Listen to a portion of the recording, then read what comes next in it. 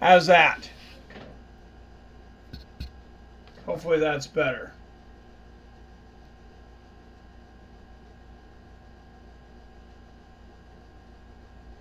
See if we got... thank you, Robert. All right, Pogues in the black shorts, parking in the red here.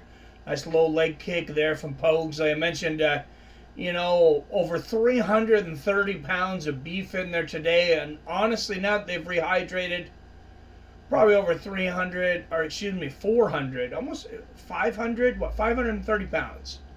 So after they've rehydrated, over 550 pounds, I am sure. Nice little leg kick there from Parkin. And Parkin just seems to carry the weight, a lot cleaner than Pogs does. Pogs has got the big old Homer Simpson belly there. Good inside leg kick there from Parkin. But, some of these fat guys, they got power. Look how Roy Nelson was. Even Fedor almost carried a gut. Good right hand there from Parkin.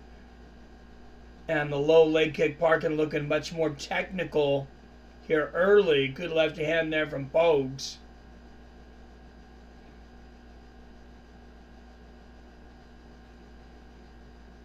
I like the feinting here from Pogues. Oh, good left hand there from Parkins. Left hook gets through for Pogues. Parkin just keeping Pogues out on the end of that jab, just constantly popping that jab in the face of Pogues here. A couple of good inside leg kicks there from Pogues. Good to see everybody in there. Congratulations to Wyatt Matheson for winning the Verdict final MMA Fantasy Season 1. Good 1-2 there from Pogues. Close matchup. Robert Kerrigan is also in there. Did really well. Came in second. Unemployed Harlequin was in third. Billy Hughes right behind her there in fourth. He blew past me 2 weeks away from the end of this thing. But we're going to be starting Season 2 at UFC 291 out of Salt Lake City. So that'll be the next big fantasy card for our Verdict MMA.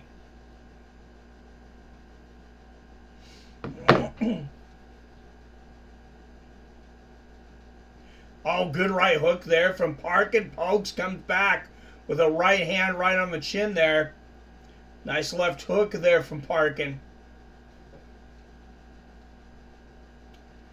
And you see significant strikes. Parkin over 2-1 right now. 19-9 here in the first round. Oh, left hook and the big right hand behind it there for Parkin. But Pogues coming through with that big overhand right. Just takes one from Pogues. I mean, he's got all that power.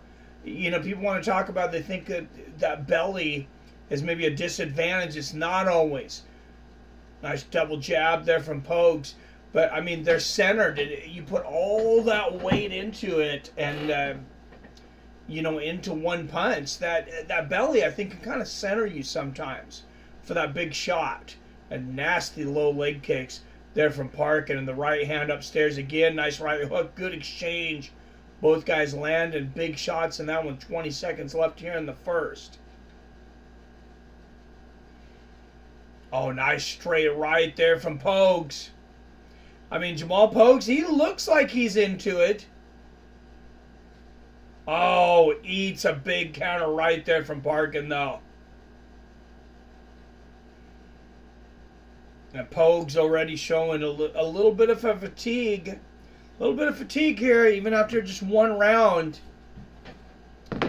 All right, 5 up in the chat. We just started again after 2 weeks off. So make sure not just to hit that like button, but hit that share button. There's no way to avoid getting punished in the algorithm when you go several weeks without putting content out. But, it is what it is. We need to have a life too, and if that's the way YouTube wants to play it, not a whole lot we can do.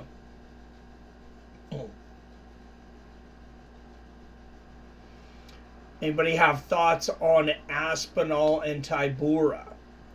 Aspinall coming back, of course, from that freak knee injury against Curtis Blades. Full ACL tear, as well as some other work he needed down there. He's been out, a little over a year, I think 14, 15 months. And it'll be interesting to test that. What's up, Adam from Allen in the house? How you doing, my friend? Oh, good low leg kick there from Parkin, but a left hook upstairs from Pogues, and Pogues is going to come in here, bear Parkin into the fence. I don't know if he's going to go for a takedown or if he just wants to fight in the clinch here in the dirty boxing. They're both pressing each other's heads up against each other. That's scary. We just seen a big clash of heads in the last fight. You don't want to see a repeat of that. Pogues is going for the takedown now. He's got one leg. Parkin, it doesn't seem to be in any danger of going down here yet, though. Pogues not really adding levels to this takedown attempt. Parkin 10-9 from the first round easily. Pogues is really... He's got to get inside. If he's going to get that leg in there like that... Oh, good exchange of right hands up against the fence there. He's going to need to get in there and sweep that other leg out from Parkin. Parkin's just got too good a balance to be taken down from a simple single leg like that. And back to the center of the cage. Good low leg kick from Parkin. And you could see Pogues. Pogues is gassed. This is not even halfway through this fight and Pogues is gassed. I know I'm not in the greatest shape, but like if you're a professional fighter, it's like you gotta come in looking like a professional fighter. In 2023, I just don't think you just can't come in with the beer gut and looking like you're about to pass out less than halfway through the fight. And Parkin just punishing his legs there. That's 20 of 21 leg kicks landed for Parkin. Good straight right over the top there for Pogues. He might have caught Parkin on the top of the head, though. Be careful not to break his hand. What's going on, Clavid? Hey, I'm doing good, man. We just got it out of town for a couple of weeks, but I'm happy to be back here with everybody streaming again. Good low leg kick there from Parkin.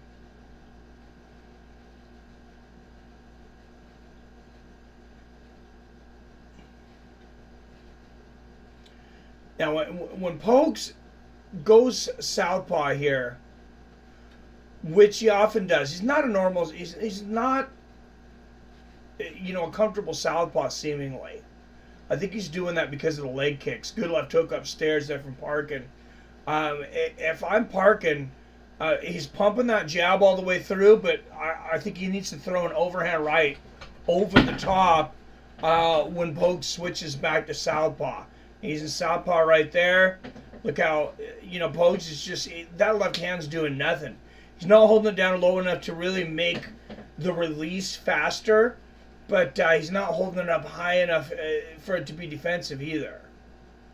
There's the right hand to the body there from Parkin. Another brutal leg kick there from Parkin. And that gets a smile from Parkin. But I would like to see, if he's going to open Pogues up, I would like to see him circle a little more. There he is, circling a little bit to the left there.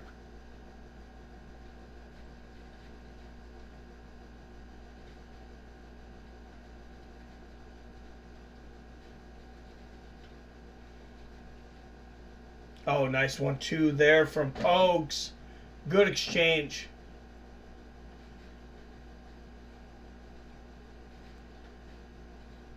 Now, I think Parkin actually wants to circle to his right, which is going to make the southpaw move to his right.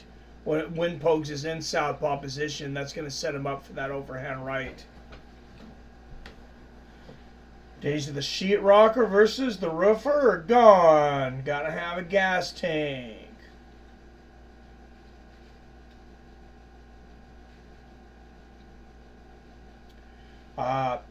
It was great, Robert. Bert Kreischer was great. He brought a bunch of comedians with him. Andrew Santino, Mark Norman, who is definitely one of my favorite comedians out there right now. Of course, Bert's way up there too. But yeah, a lot of talent on that tour, the Fully Loaded tour.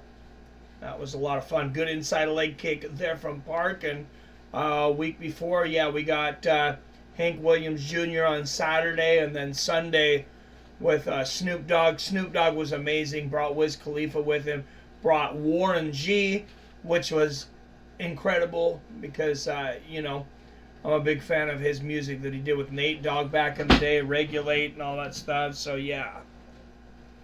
It's a good lineup on this tour. Yeah, it's a great lineup. For people that are interested, the invite's in right now. We're a year out, guys. We're a year out, but buy your tickets. He announced it there. I don't think he's announced this like publicly, but he didn't say we weren't supposed to say anything. So next year, Bert's coming back to the Gorge, which it is an absolutely amazing venue. I mean, you have this a huge, you know, one of the most beautiful venues, I think, on earth. The acoustics are incredible. The stage, everything was incredible. But he's going to come back next year for 2 days. He's going to bring 20 comics. And me and the wife plan on going. And, you know, any of you guys, I'm letting you know now, everybody's invited. Shoot, maybe we'll try to get tickets together, or definitely hook up for some drinks. But it was a fucking blast. All right, here we go into the third round. Not the most exciting heavyweight bout, but Parkin definitely the more technical fighter, and Ivan winning both the first 2 rounds. Good body kick there from Pogues. Left hook from Parkin. I think Pogues knows he needs the knockout here. Good inside leg kick there from Parkin. Pogues back to that southpaw position there. I really want to see Parkins circle to his right, make Pogues circle to his right, throw that overhand right over the top. I think he can catch him with it. He's circling to his left, though, which moves Pogues out of the danger, actually, of that right hand. Oh, nice right hand to the body from Parkin. Oh, there's the left hand upstairs. He might set it up now. Good inside leg kick. Parkin working everything together right now. He should be smiling. This is a great round for him.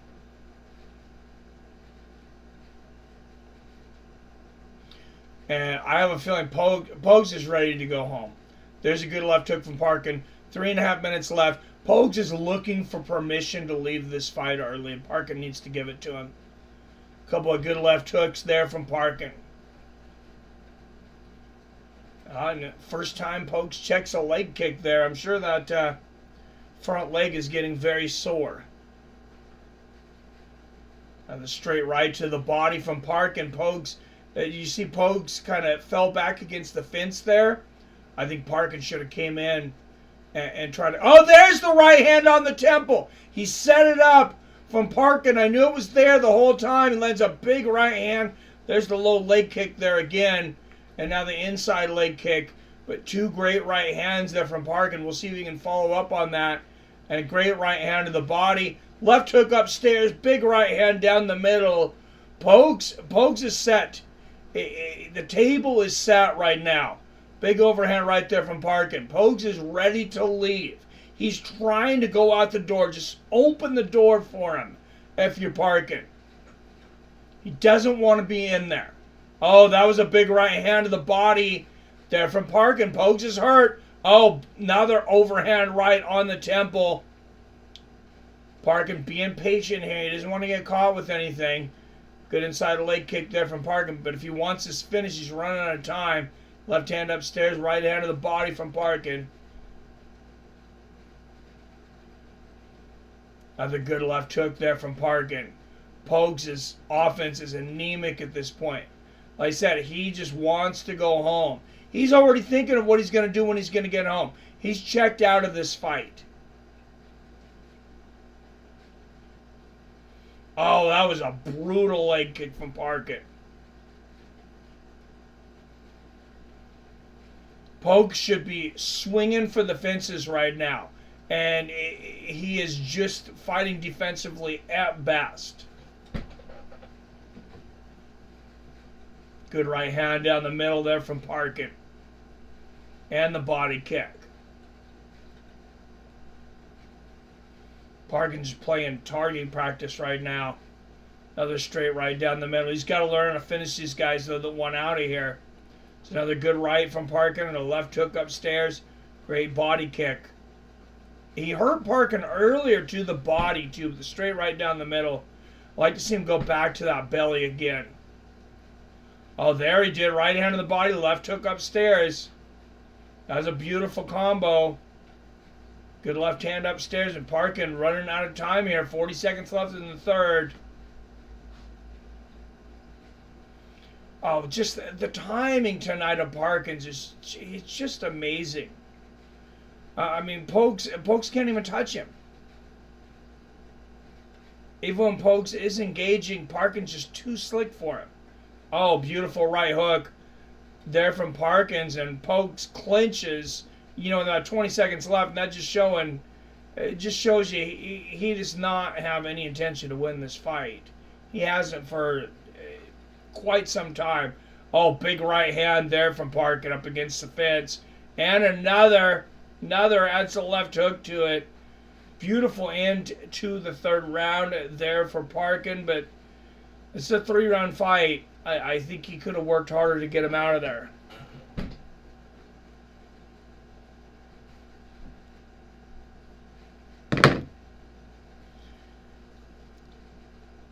So, like I was saying, though, last Saturday, beautiful venue at the Gorge. Burt Kreischer, Andrew Santino, Mark Norman, a lot of other good comedians there. They had a great DJ there, too. I can't remember his name, but he was a New York DJ. And he was absolutely hilarious. Kind of, you know, filling in spot in between acts and things. And Burt... Classic Bird, I think 35, 40 minutes into his set. He had to go pee, so he says, hey, about to have a HR violation. He just kind of goes over in the corner of the stage and finds something to pee in right on stage.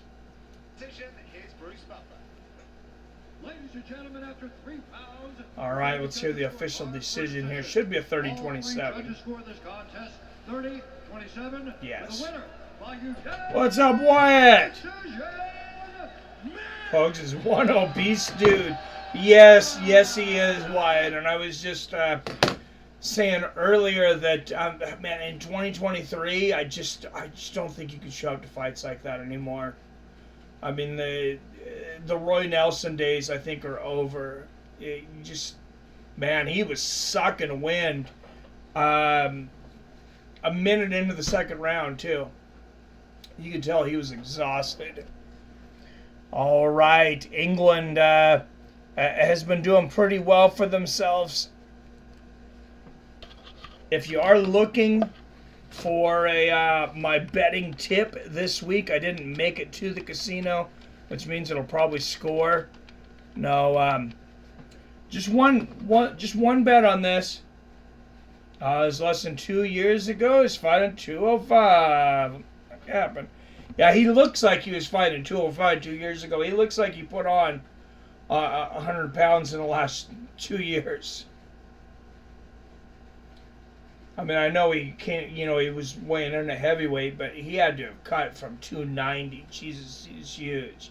I think Bennett's only a fat dude that's still doing fair for his weight. Oh, yeah, I love Barnett. I think you're thinking of Chris Barnett, right? Is it Bennett? Maybe it is Bennett. But anyways, yeah, I know you're talking about. Dude does a great front flip and everything. Yeah, he's just a physical freak. I'm not sure how he manages that. Joel Alvarez won 4 of his last 5.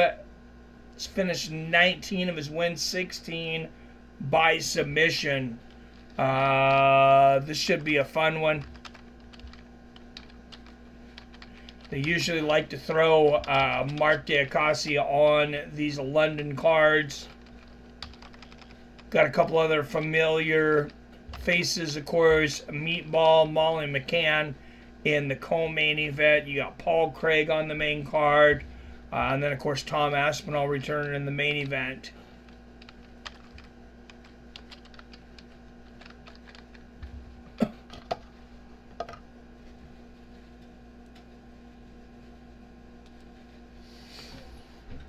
All right, Mark Diakase, technically born in the Republic of Congo, calls UK home now, though. So my bet, there's not a lot that I like for betting on this one. What I would do is I would parlay Tom Aspinall, because I think he'd be a 10-1 favorite if it wasn't for questions about that knee. I would parlay him with the co-main event, Molly McCann. The girl she's fighting's lost 5 or 6 fights in the UFC, and I think both of those fights, they just wanted to put on a show for the UK crowd. Parlay both of those fights, you can get a -117.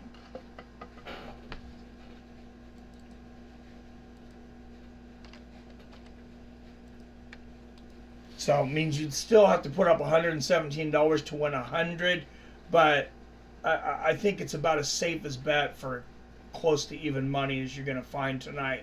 All right, both men 30 years old. Joel Alvarez 5 inches taller at 6'3". Going to have a 4-inch reach advantage at 77 inches.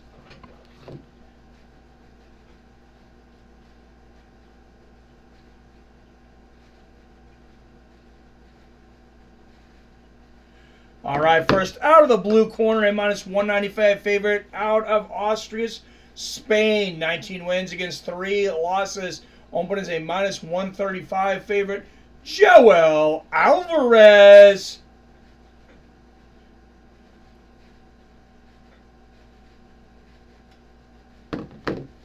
And out of the red corner, a +165 underdog, fighting out of Doncaster, England. 16 wins against 6 losses, Mark Diakase.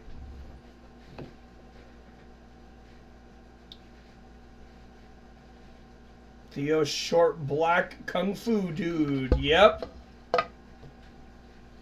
Oh, Joe Alvarez is a monster, and Mark is looking juicy right now. He is looking a little juicy.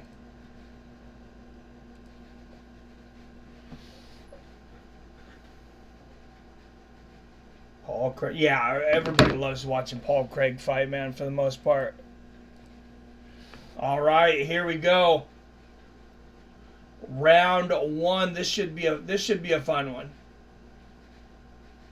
Good inside leg kick there from Diakase. Almost falls over, going for the hard outside leg kick. There's the feints and catching Alvarez's front leg again. Look how skinny Alvarez's legs are. Oh, nice flying knee there from Alvarez, though. Left hook and a big leg kick. Alvarez is fast, and he's got mad submissions if he can get this to the ground. Good straight right there from Diakase.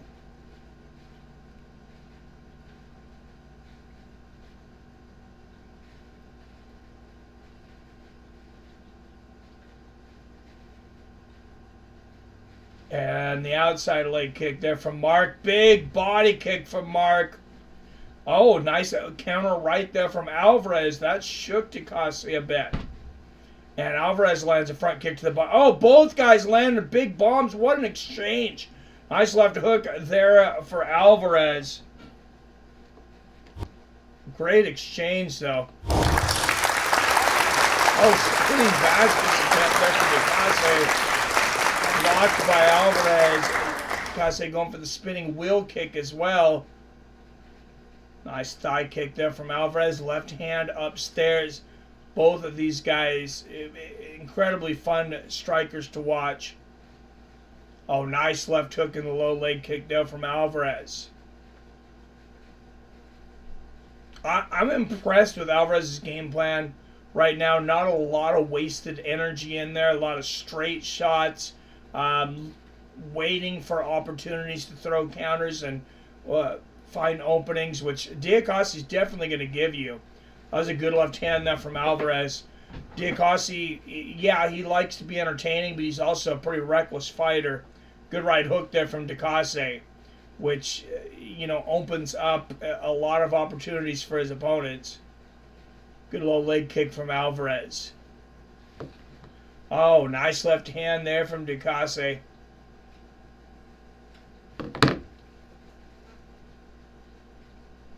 Halfway through the first. Oh, right hand right on the chin there from Alvarez. As we mentioned earlier, the odds fairly close to even at the start. Alvarez was just a minus 135 favorite. Good left hand there from Alvarez. That blew up to around 190 at a lot of casinos. Head kick from Alvarez, and then the front kick to the body. So I don't know if it was something people seen in Diakase, maybe his camp this time, or what was going on, but that's pretty rare to see that big of an odd swing. Big leg kick there from Alvarez. And the left hook upstairs. Kase always in it, though. He's got that one-shot power. Good push kick to the body there from Alvarez. Oh, a couple of nice left hooks there from Alvarez. Diakase catches him with one in there. Oh, spinning elbow attempt into spinning kick for Alvarez. Lands neither, though. Good left hand for Diakase. Alvarez back to that leg kick. He's going with that high leg kick around that meaty part of the thigh on Diakase. Spinning kick to the body lands for Mark.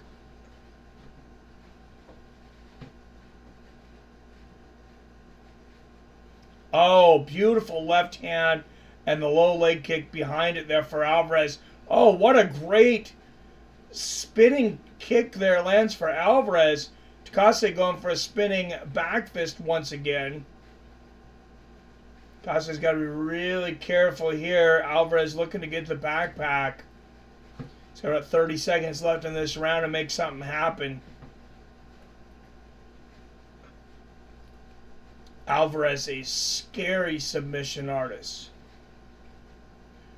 Oh, and he just sits down. Wow, what a transition. He's getting up running out of time. And now Diakase transitions on top. And he's got Alvarez up against the fence there. Lands a nice elbow. So nice little turnaround there at the end for Diakase. Alvarez still dominated 90% of the round, so I got to give it to him 10-9.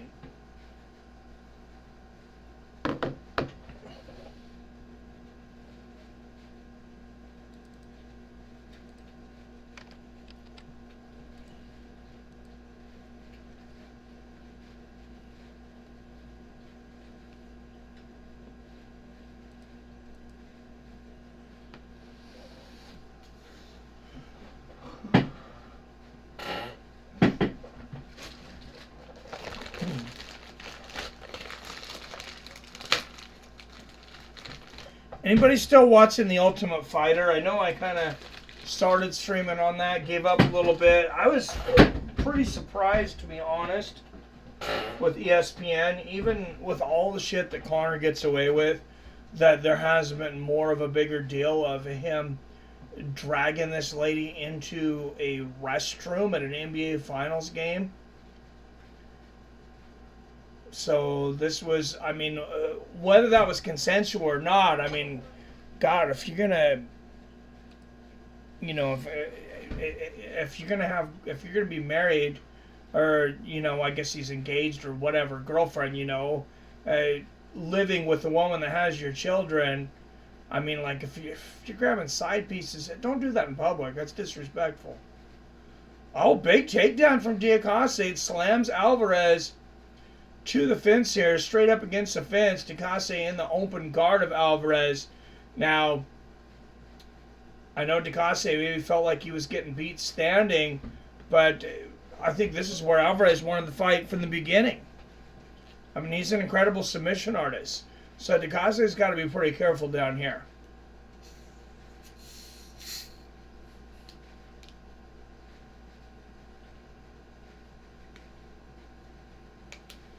Of course, as we all know, nothing is actually likely to happen with Conor McGregor because he's Conor McGregor. And DeCaste doing a good job pushing Alvarez up against the fence here. Working the ground and pound, but if he gives Alvarez even a little bit of room from up against this fence, he could be sleeping here soon. Alvarez has nasty submissions.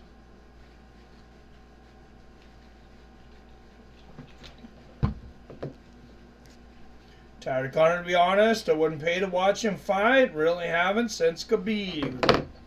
I think a lot of people feel that way. I don't think he is as popular still as the UFC thinks he is. I mean, if he fought on a pay-per-view, though, now, he's going to have an opponent everyone wants to watch. He's not a big enough name that I think that everybody's just going to buy it just because he's fighting. It's got to be an interesting fight. And it will bring out a lot of casuals. I mean, I think he's pretty much going to always be the over $1 million guy. I don't see him hitting that 1.5 or 2 million again in his career, though. Not unless it's the Diaz trilogy fight, and in my opinion, Nate brings as much to that fight as as Conor does. And DeCaste pushing Alvarez up against the fence there.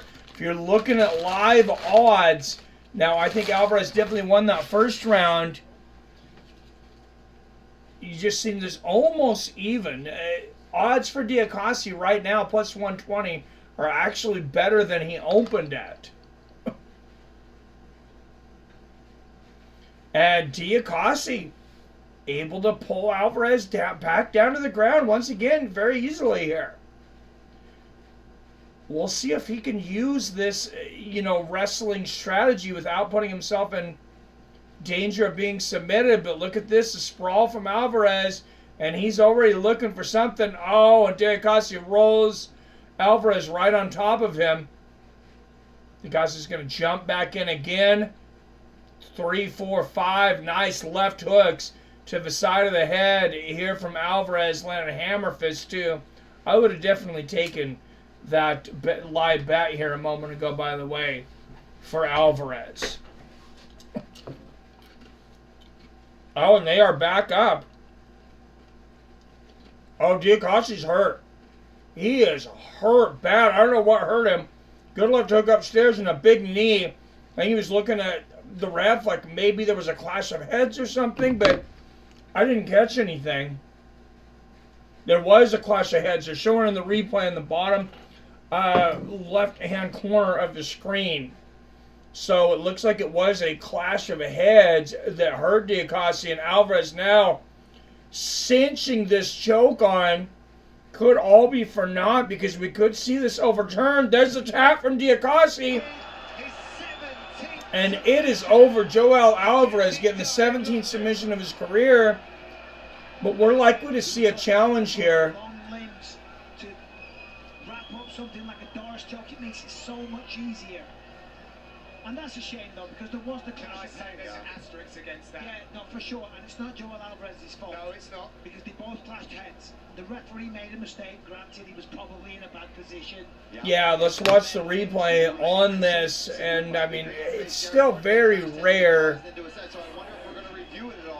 to have these decisions overturned. But, oh, yeah, this was... So DeCaste definitely got the worst end of that head clash. That's top of head to temple behind the ear of DeCaste. I mean, that's if Joel Alvarez wanted to headbutt DeCaste, that's how he would do it. With that part of the head to the part of the head that DeCaste got it. Definitely had a big impact on this fight. Dana wants to make money and would target getting Lesnar back to fight Jones. If Jones beats Stipe. Well, I think he will beat Stipe. Yeah, if you're looking just for eyeballs, oh, he is still fucked up. I mean, Diakasi, he barely knows what's going on still, I think, from that headbutt. Okay, here's the official decision with Bruce Buffer. That was like one of the Evander Holyfield headbutts against Tyson in their first fight. Not purposeful from Alvarez at all.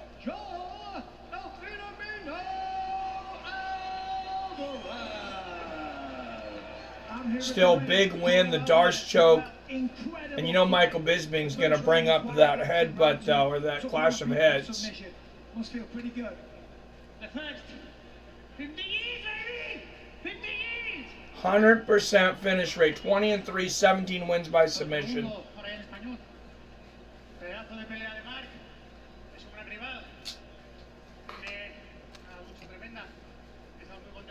That's the kind of fighter you want in here. Well, the crowd loved it, we loved it. Congratulations, Joel El Phenomenal Alvarez. All right, he is now tied for third most lightweight finishes since 2019, tied with Jim Miller and Jalen Turner with 5. Only fighters above him are Drew Dober and Charles Oliveira. So that's a pretty great crowd to be a part of. All right, I'm going to take a quick restroom break, and we'll jump into the next fight, guys. Oh. Some of you will get a quick commercial because, let's be real, I've been gone for a while. I got to make some money, guys.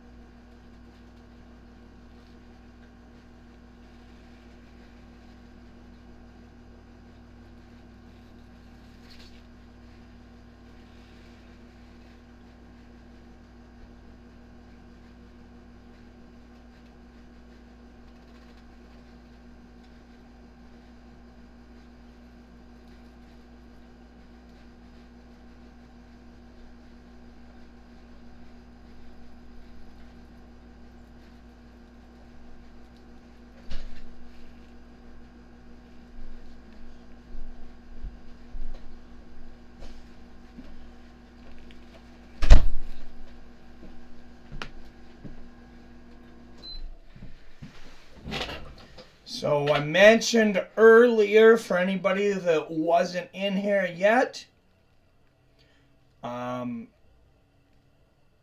next year, Bert Kreischer said he is coming back to the Gorge for 2 nights, 20 comedians, and I know it's not MMA, guys, but I think it would be I think we would all have a blast if everybody got tickets, or some of you got tickets and met us there.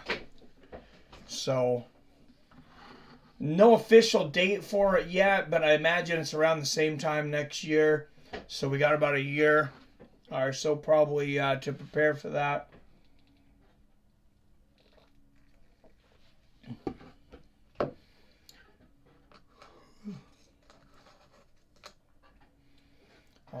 Let's see who we got next on the docket here.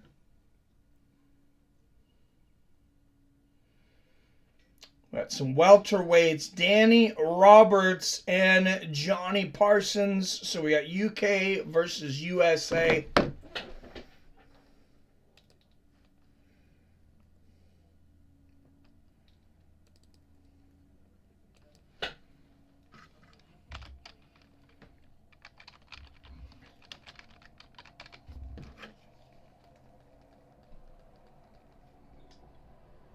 Oh, I had paused it earlier. I was a bit further behind than I thought. All right. Danny Roberts, 5 years older at 36, 4 inches taller at 6'1", have a 5-inch reach advantage at 74 inches.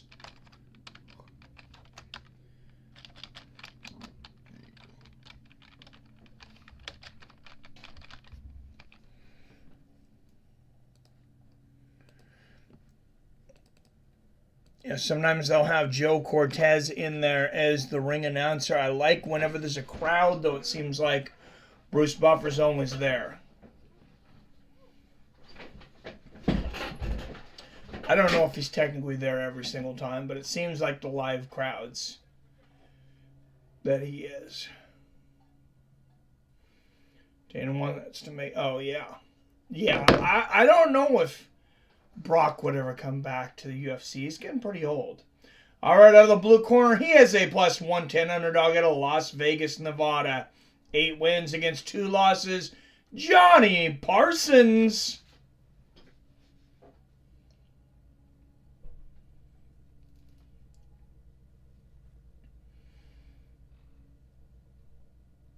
And I know this crowd really likes Danny Roberts. Listen to them.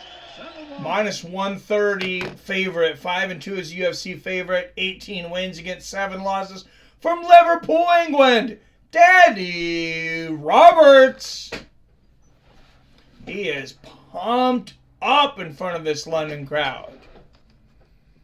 And I don't know. I don't think a London fighter has lost yet today. Jason Herzog making the trip. He will be the referee for this one.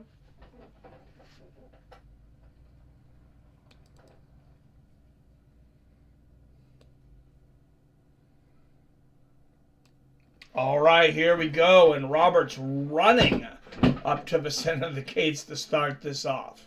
I think he's just a little excited to be there. Good body kick there from Parsons.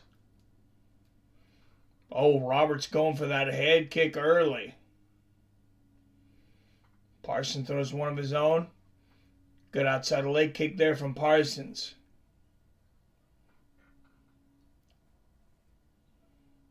Oh, big left hand right on the chin from Parsons. Parsons is a hard guy to read. He's got a great poker face. It pretty much looks the same whether he's winning or losing. Oh, man, that head kick partially connected from Roberts. Left hook afterwards. Those are some big shots.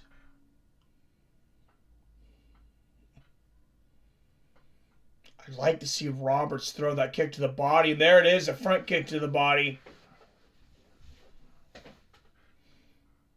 I like the one where you take it, with your shin. I don't know if that's called an oblique kick or what, if there's an exact term for it. But just like when you're kicking your bag with your shin, but you do it, that same kick right to the body.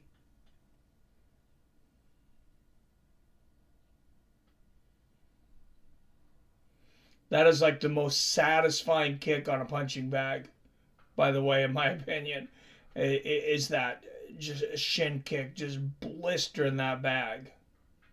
Oh, nice left hook upstairs from Roberts.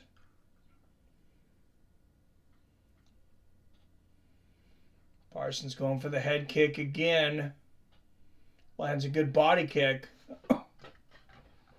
Oh, Roberts blasts him with a body kick and a left hand upstairs. His strikes are much sharper than Parsons right now. And body kicks from both legs consecutively there from Roberts. They're just showing off. Oh, good body kick from Parsons. And Parsons throwing a lot of kicks there. Eats a counter right from Roberts. Oh, nice left hook to the body from Danny.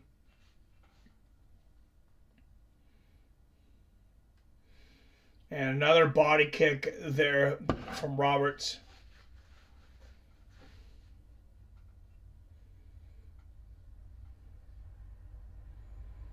Good low leg kick from Parsons. Johnny P trying to cut the cage off here.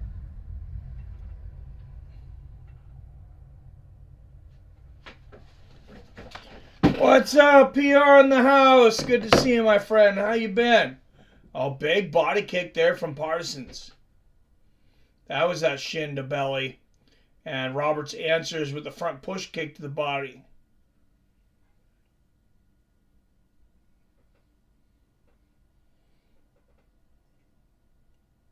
Oh, nice left hand there. Right hand, left hook combo from Roberts. Parsons getting some wild shots in that exchange. Parsons definitely not the most technical striker, but he's got surprising power. Good body kick and the left hand behind it there for Parsons. Great combination from Roberts. Oh, right hand right on the temple for Roberts. Parsons got a good chin, though. Davy Grant coming in as underdog. We'll take that bet. Oh, in London? For sure, man. Good body kick there from Parsons.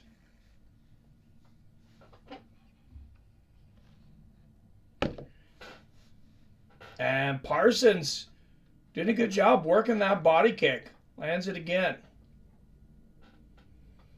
Slick little combo there from Roberts. Good right hook to the body there for Roberts. Oh, Parsons is money right now with that body kick from the right leg. Oh, Parsons landed two big counter rights there. You see spit flying everywhere from that.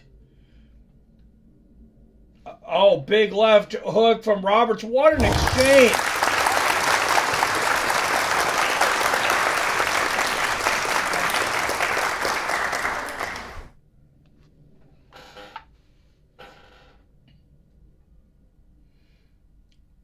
Nice left hook there, and great finish to the round from Andre Roberts.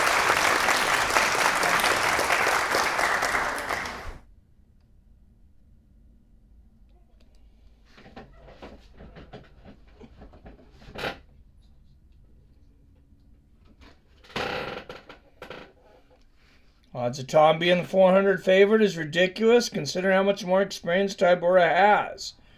This is going to be one of the classics. Oh, classic hype train moments getting derailed. Did we forget the freak energy, the inactivity, the surgery? I love when the odds makers also lean to hype. Easy money in my pocket. Well, good luck on that. I didn't put any bets out this week, but yeah, I hope you cash.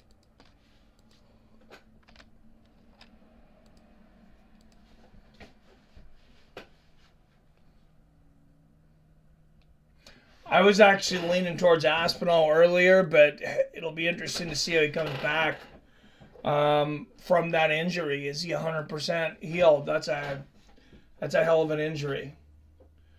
Good body kick there from Parsons. Now in the head kick upstairs, another good body kick. Parsons kind of reminds me of that like WWE wrestler. Oh, good right hand from Roberts. You guys remember like way back in the day, or at least that's when I used to watch. It was in the 80s, late 80s, maybe early 90s, but mostly 80s. They would have guys come out that were basically like everyone knew they were going to lose. Like they're paid to lose. And that's just what Parsons looks like. Good front body kick there from Roberts. Doesn't mean he's going to lose. Stream will pick up soon. Still early. Kane was never the same after his knee injury either. Or knee surgery. No, he wasn't. Yeah, and I don't know how notifications are going out, if you guys got notifications or what, but, oh, and Roberts shooting for the takedown. Parsons, I think, partially landed that knee on him coming in. But YouTube doesn't let you take a couple weeks off without punishing you in the algorithm. Good knee there from Parsons.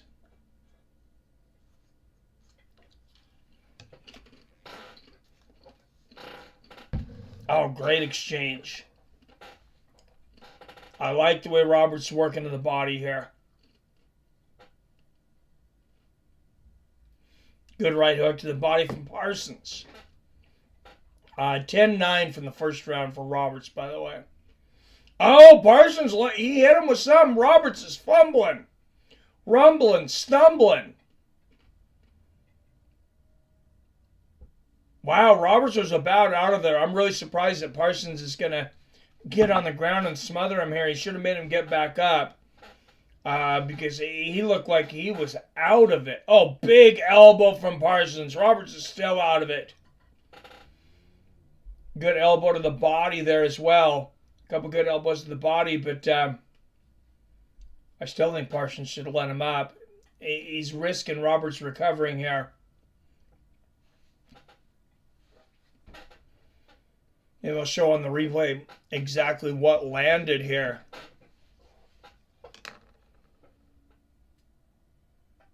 Robert fell over on his own. Yeah, I didn't see anything land. Like I said, that was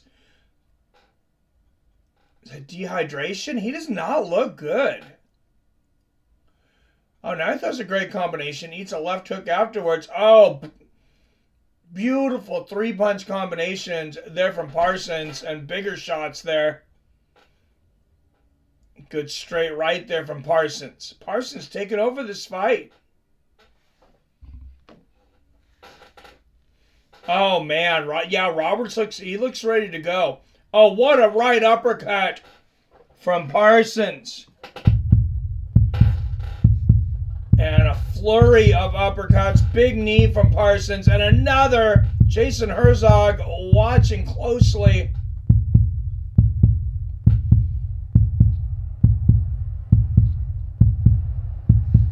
Another good knee there from Parsons. But, and now Roberts fighting back. He still looks a little weird out there. And good combination from Roberts. And the right hand from Parsons lands upstairs. Another right hand. So I don't know if this was a dehydration issue or what's going on with Roberts, but I don't think he just tripped. Eats a big left hook. And now Roberts landing a big combination. Wow, both guys landing 11. Roberts is hurt again. Roberts is floored there.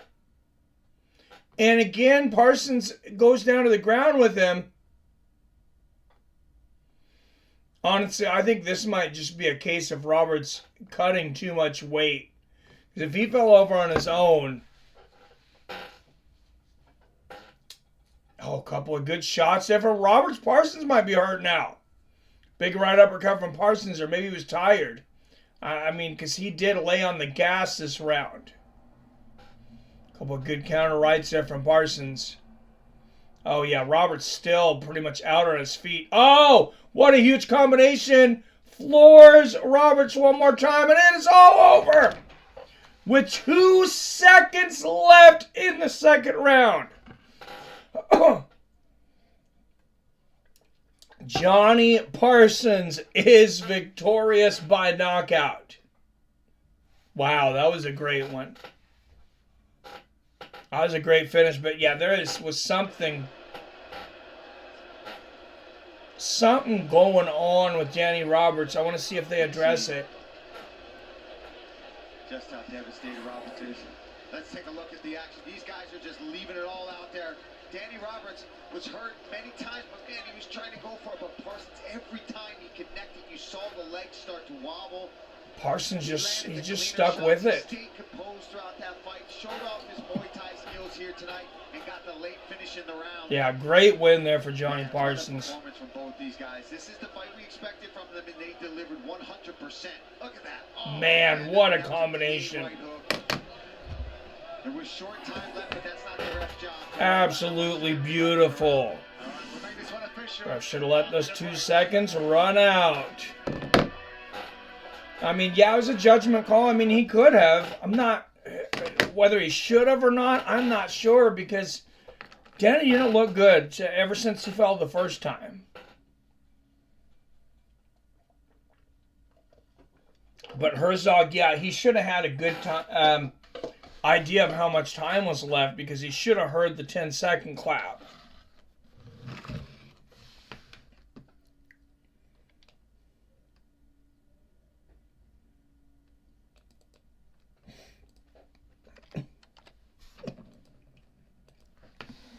Yeah, I definitely wouldn't have argued him letting that go to the third, but hey, I also think they need to figure out what's going on with Danny Roberts. You know, get him in the hospital, run some tests on him. He did not look right the way he fell, and with how wobbly he was.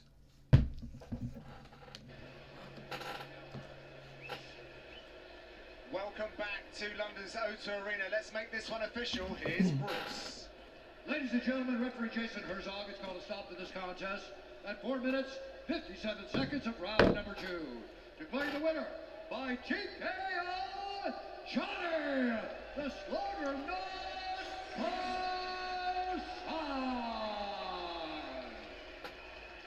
I'm here with the winner, Johnny Parsons. All right, big win for Johnny Parsons. 457, second round officially. 7 wins by knockout now for Johnny Parsons in 9 victories. First, I want to thank God. Hey, Patty! Do you want to slug or not? Is that the slug or not? Let's go! The slug or not. I love it. Yeah, I don't think Patty's taking that fight. There's your next call out. Talk to me about the game plan for this one. Obviously, Danny Roberts, very experienced, a big reach advantage. What was the game plan coming into this one? The game plan was to fight smart, fight sharp, slow him down with my defense, make him feel that, you know, his strikes weren't effective, and then I just knew eventually I was going to touch him and he was going to get rocked. Well, congratulations on a brilliant debut. Ladies and gentlemen, your winner, Johnny the Sluggernaut Parsons. Super exciting fight and debut for Johnny Parsons.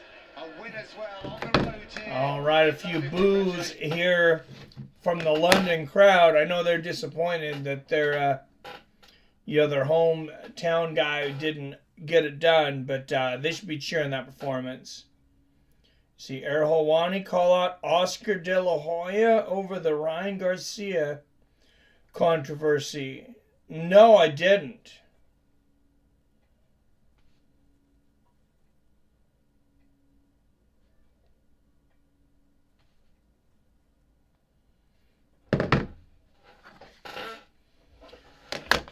That'll be interesting, but I mean, I'm not sure what's the controversy about Ryan Garcia. I mean, he got his ass kicked.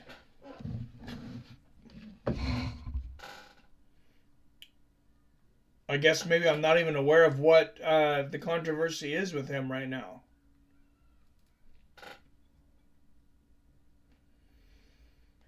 He definitely got smoked in his last fight.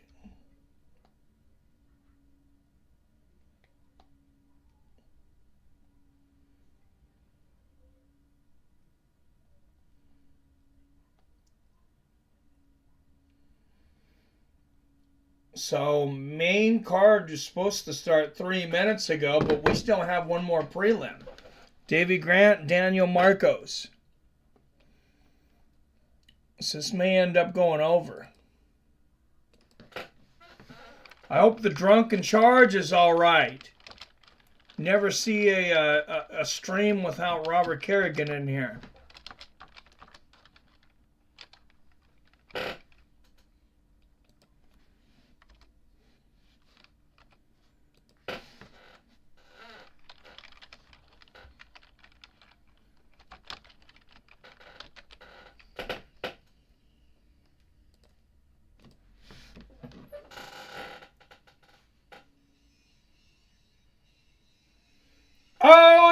3-hour streak, gang. Re-ups 34 months at Top Contender.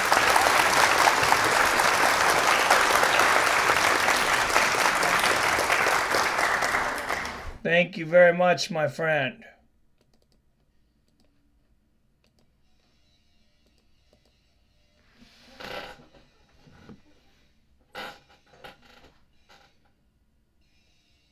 But believe it or not, Oscar was in the right. He was encouraging Garcia not to take the fight.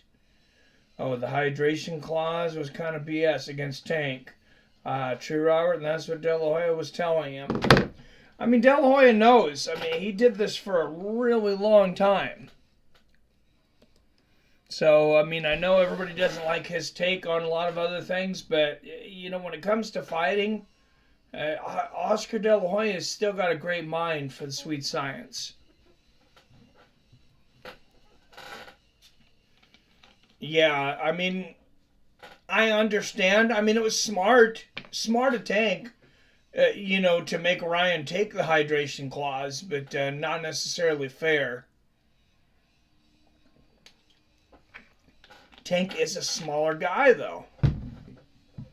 Golden Boy's a smart man, a drunk, but a smart man. Yes, he is. And, you know, he just needs to learn to not drink his alcohol when he's in public. Because some people are like, you know, kind of a fun drunk. Some people can handle their alcohol. They can have a few and they're just, you know, they're a little funnier. Oscar, I don't know how much he drinks when he's in public, but he comes off like a fool when he's drunk in public. And that's not a good thing. Problem is that Oscar's built himself into the boy who cries wolf, and the one time he's being legit, media turns on him, right? Shaq does it best. Only drinks at home. Yeah, I mean, I think that's smart.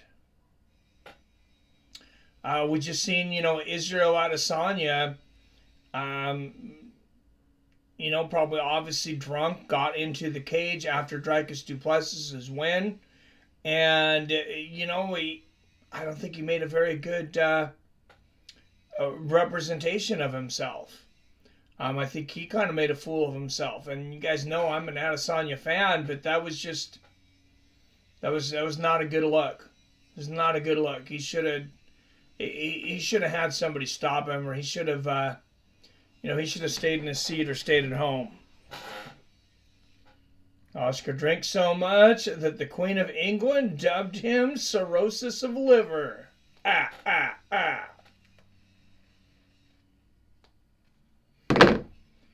Well, how many of you guys remember his fight against Bernard Hopkins?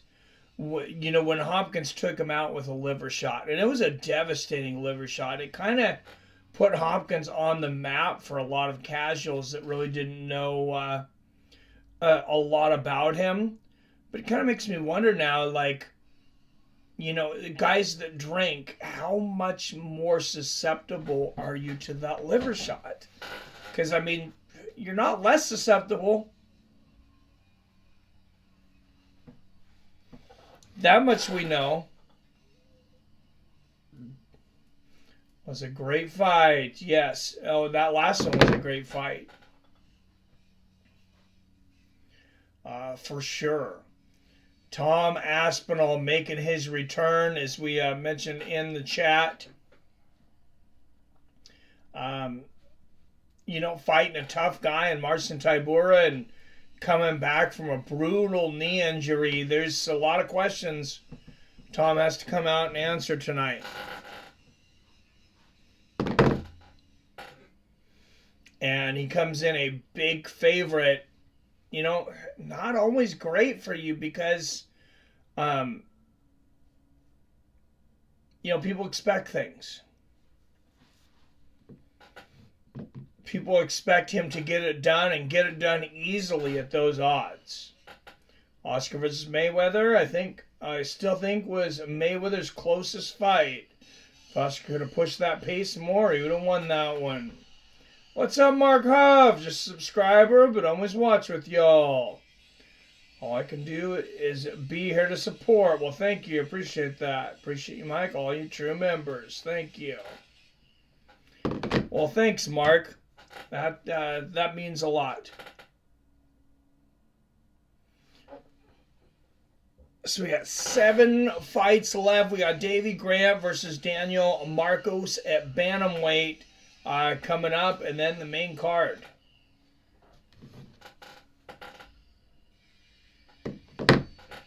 So no, I wouldn't say just a subscriber though, Mark. You're a subscriber of the best best MMA community on YouTube.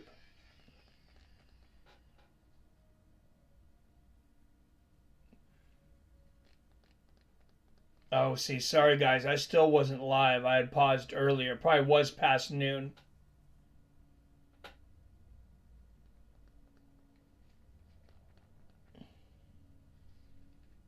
Davey Grant battles Daniel Marcos. All right, Davey Grant, Daniel Marcos coming up here. Tybura being plus 400 is disrespect. 7-8 in his last fight. He's beat the same competition Aspinall has beat. Odds makers are wrong on this.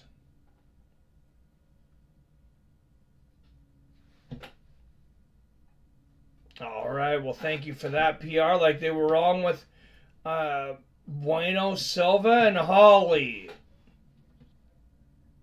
Oh, I was very happy to. I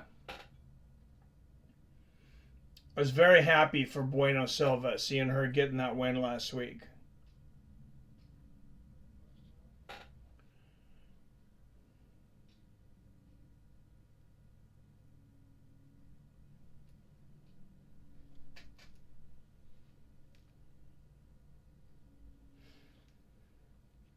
And thank you, sorry, for the Apple Cash.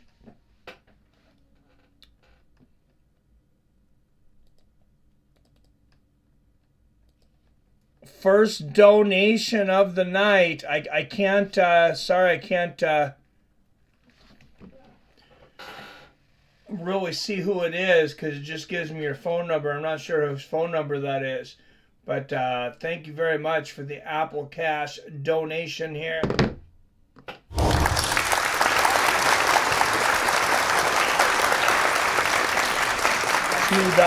in the tip jar.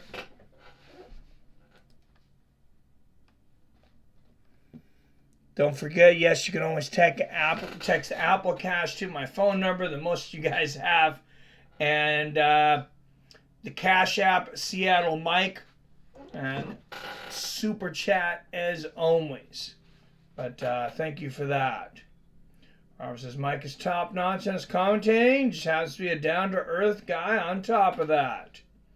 Well, thank you, Robert. I like Holler. Game just hasn't changed since ever. And that just won't get it done anymore.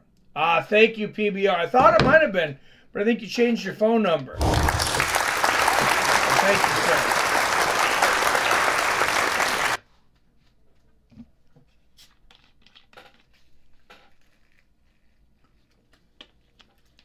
All right, Davey Grant, back-to-back wins, one of 4 inverted triangle choke submissions in UFC history versus Rafael Assunção, March of this year.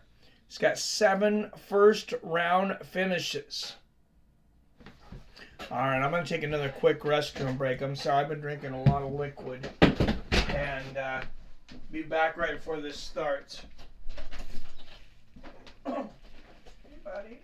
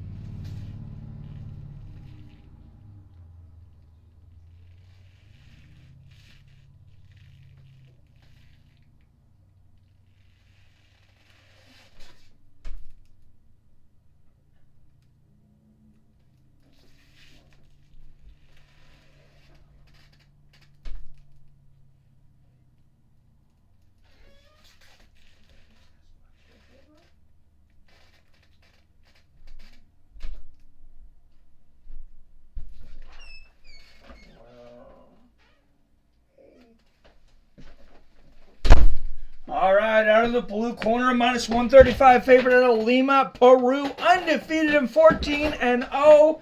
Daniel Marcos. Tybura 8 out of 8 in his last 9. Nice. Yeah, I mean, I definitely don't count him out of that fight. And maybe the odds are a little wild. And out of the red corner and plus 115 underdog, out of Bishop Auckland, England. 15 wins against 6 losses. Davy Grant.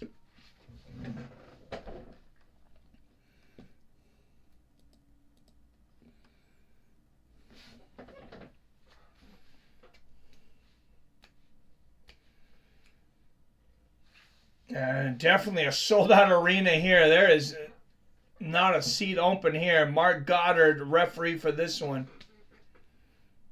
I think everybody showed up on top of it.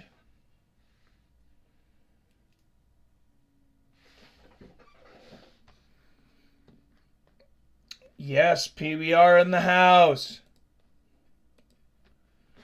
SPR. All right, round 1. Grant in the gray shorts. Marcos, the undefeated favorite for this one, in the red shorts and the red hair. Good little leg kick there from Grant.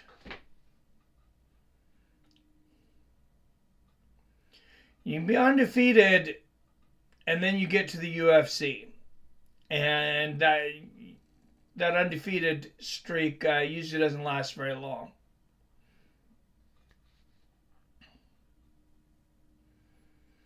.420 left in the first. Good low leg kick from Grant. Marcos lands the better one though. Kind of looks like Bisping's dad. that's hilarious. Yeah, it kind of does.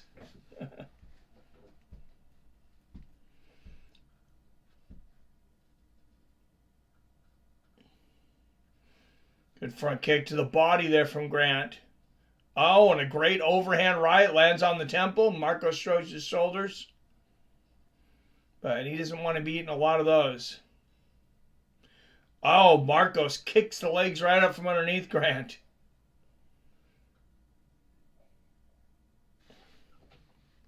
What does that tell you? You didn't want to go to the ground with him, though. Head kick from Grant. That's why Khabib's history is so good.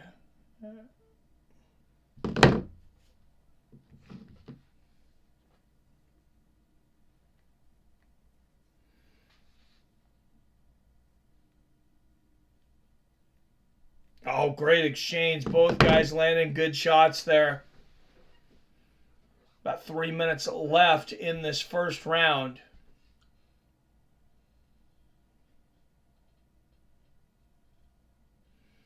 Good low leg kick there from Grant. Goes up to the head. Good defense from Marcos.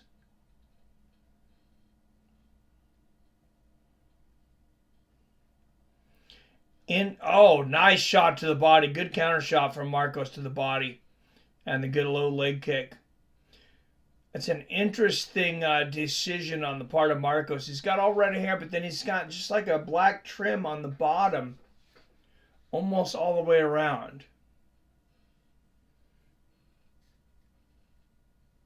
To be honest, I don't think that red belongs on a head. But nothing against redheads, just that artificial red. Good exchange of leg kicks there, and a good combination from Grant. Goes to the side kick to the body. Marcos parries it. Oh, nice side kick to a knee, though, from Grant. That's kind of one of those that went away a little bit. Like, we've seen a couple horrific knee kicks, and then it's kind of like you don't see him as often. Good side kick to the body there from Grant. The side kick to the knee. I mean, it's a really dangerous weapon. As long as it's going to be legal, no matter how you feel about it, I mean, if you're a fighter, I feel like you should be using it. Good front kick to the body there from Grant.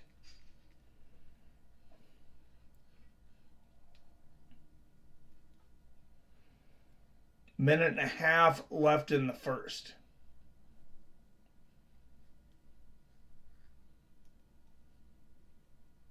Oh, good flying knee to the body from Grant.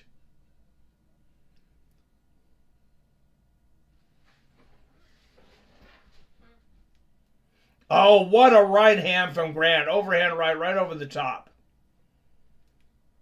Minute left in the first, and then the body kick with the left leg. Oh, flying knee right on the chin from Grant. What about the chin on the undefeated Marcos, though? I mean, he ate that like he was eating a pudding pop. Good front kick to the body from Grant.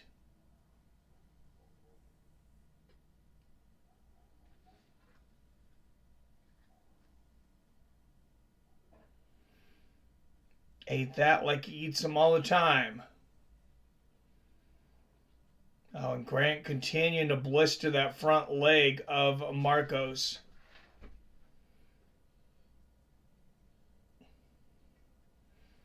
Good body kick from Grant. And pretty competitive first round, but I got to give it to Marcos. Good right hand there from Marcos. Falls over, going for a spinning wheel kick there. And that's the end of the first. So Mike can give him a summary of Paul Craig. He has a decent record. I don't watch many of his fights, but I do notice he's always the underdog. Something I'm missing about the guy. No, I think he's just kind of like knocking on that door of... he's a limited fighter, in my opinion. He's got kind of a limited skill set. He wants to try to get things to the ground. He could be a bit reckless.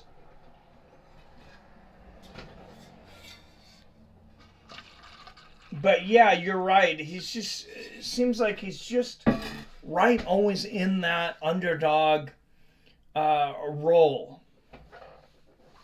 Yeah, he is definitely a specialist, Robert.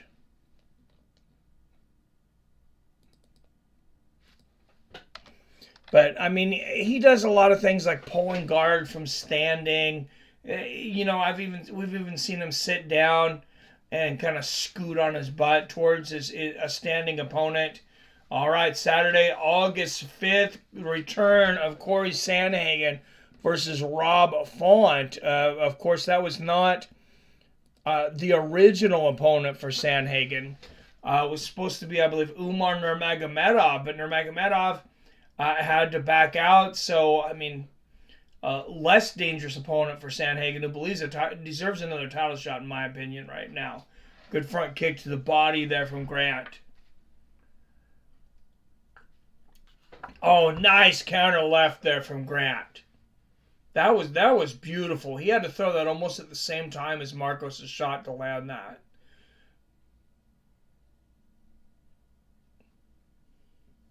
.420 left in the second. Let's go, Rob Font, Robert. All right.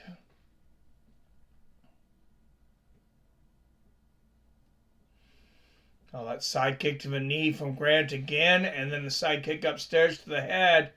Oh, good body kick there from Marcos, and lands a beautiful left hook upstairs. Great exchange. Grant continuing to whip shots to that front leg, and now the front push kick to the body.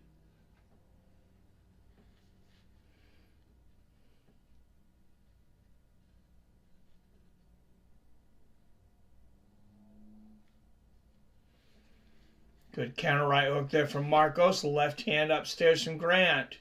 And the inside leg kick from Grant.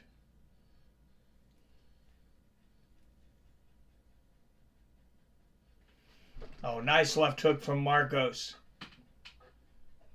And a left hand there. Much better round from Marcos this round. Eats a good overhand right from Grant, though.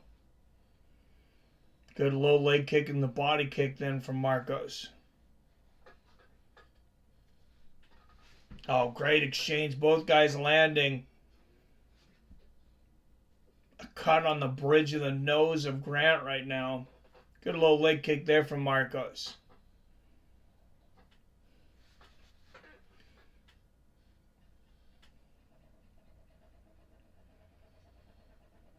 I think people expected Marcos to be the better striker today. I think Grant's probably had more success, though. Good overhand right to the body there from Marcos. Combination Grant upstairs.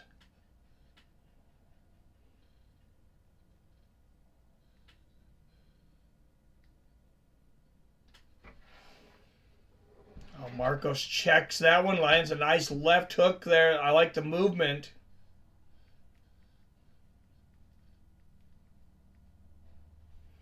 Good inside leg kick there from Marcos. Counter right back from Grant. Whoa, Marcos ducks under that head kick attempt from Grant. 2 minutes left in the second. For real, though, after seeing Grant with that crazy comeback sub when he last fought, now seeing his stand-up, dude's a problem. Oh, he's definitely tough, man. Oh, and now the groin shot. Groin shot inadvertently there from Marcos, but Ow! Ow! My balls! yeah, I think he got him right on the balls there too.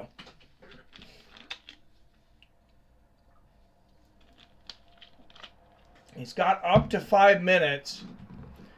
Looks like he's gonna, he's gonna take at least another few seconds here. He's bending over. I think he's saying it's okay now. I think he might be being a little tough though, because he's kind of walking around like it's still bothering him.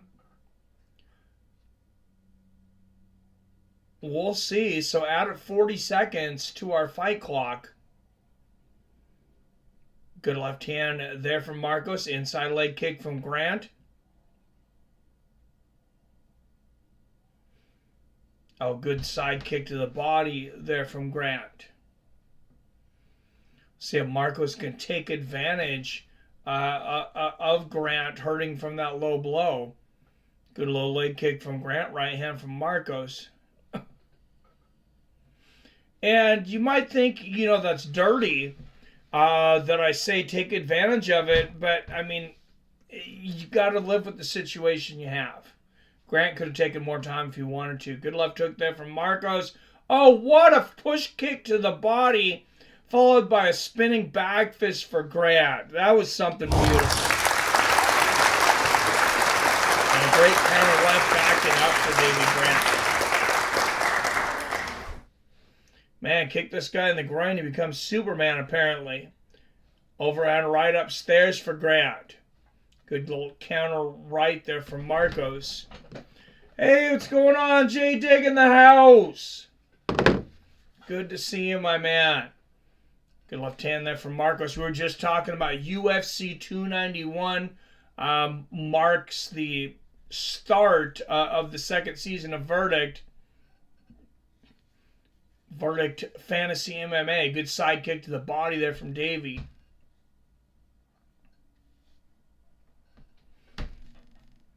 And there you go. I think this is pretty easy to score right now. 2018, Davey Grant.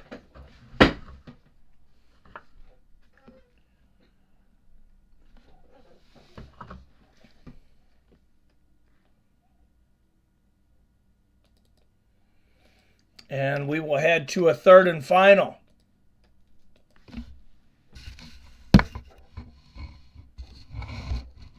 Fellas, forget the card was this morning. I think they might up PR, and I didn't put anything out there.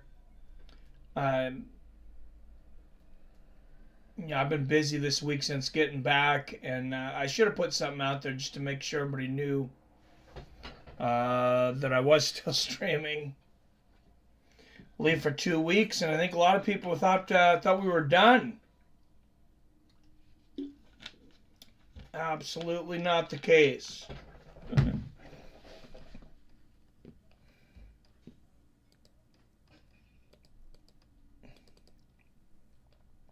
Yeah, I had messaged Robert the Drunken Charge. I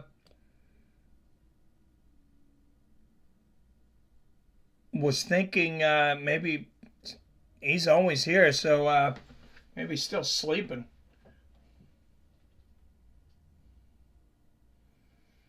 Good left hand there from Marcos, and the outside leg kick.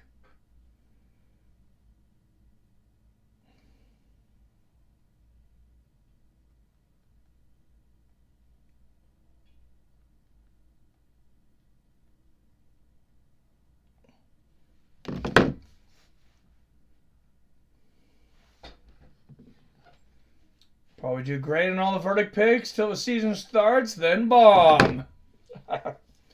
I felt like I steadily started to do worse in like that last month. I know Robert can kind of sympathize with me on that. Good left hand upstairs there from Marcos. Nice low leg kick from Grant, but Marcos with another big right hook upstairs. Oh, flying knee for Grant. 4 minutes left in the third.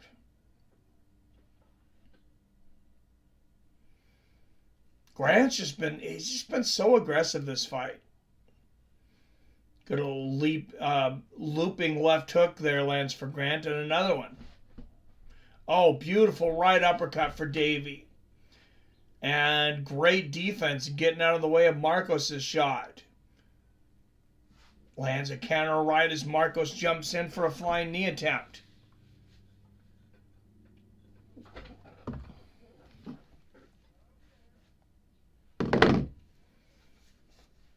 But yeah, I hear you, J. Dick. I didn't even put up any picks for this week. Maybe I will real quick while we're sitting here. But I knew it wasn't part of the competition. I guess if you get in like the top 10% or something.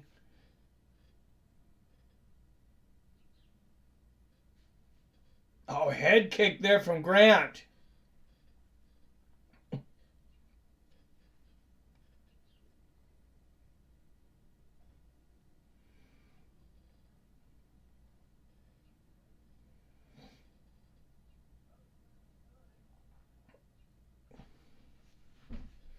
Good inside leg kick there from Davey. Halfway through the third, right hand to the body from Davey Grant. Oh, what a combination there from Grant. Hey, he's just taking this fight over. This is so impressive.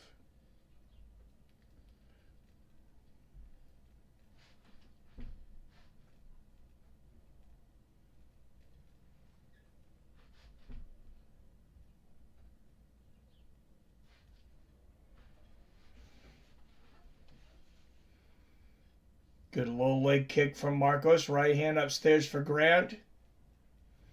So good exchanges here.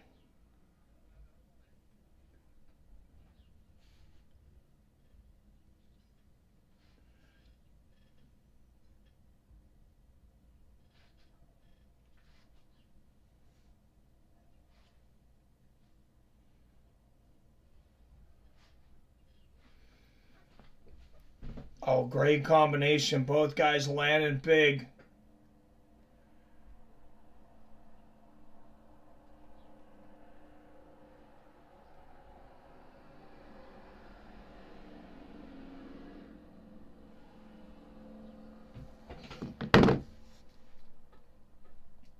Who's got Paul Craig winning, by the way, later? He's a plus 185 underdog tonight, but Verdict has him as a favorite. Beautiful last two cards. I got a top 25 and a top 10. Yeah, you were killing it, man.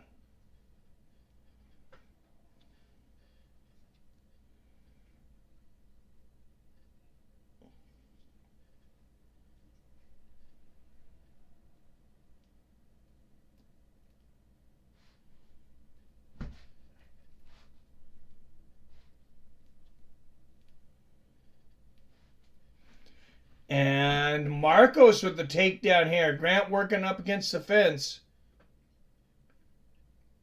And he's up, but Marcos got the body lock. And Grant breaks free.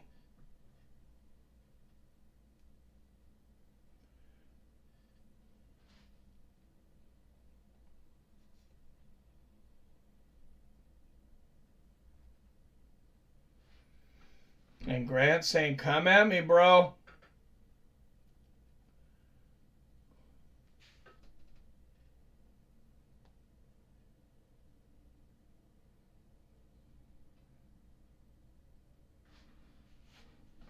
All right, great performance from Davey Grant, 30-27. A little disappointing, I think, for Daniel Marcos, but I mean, I know undefeated coming in, but that's what happens. You come to the UFC, it's a different game.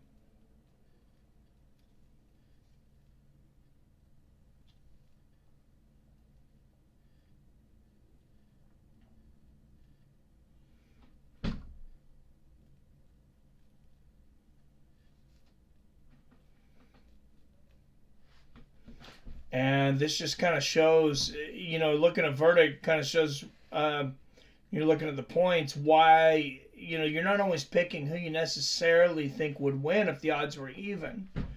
It's like I think Molly McCann should probably win today. But, Stoliarenko, you get big points for her on a submission, and McCann has been susceptible to submissions, and it's probably the best part of Stoliarenko's game. So,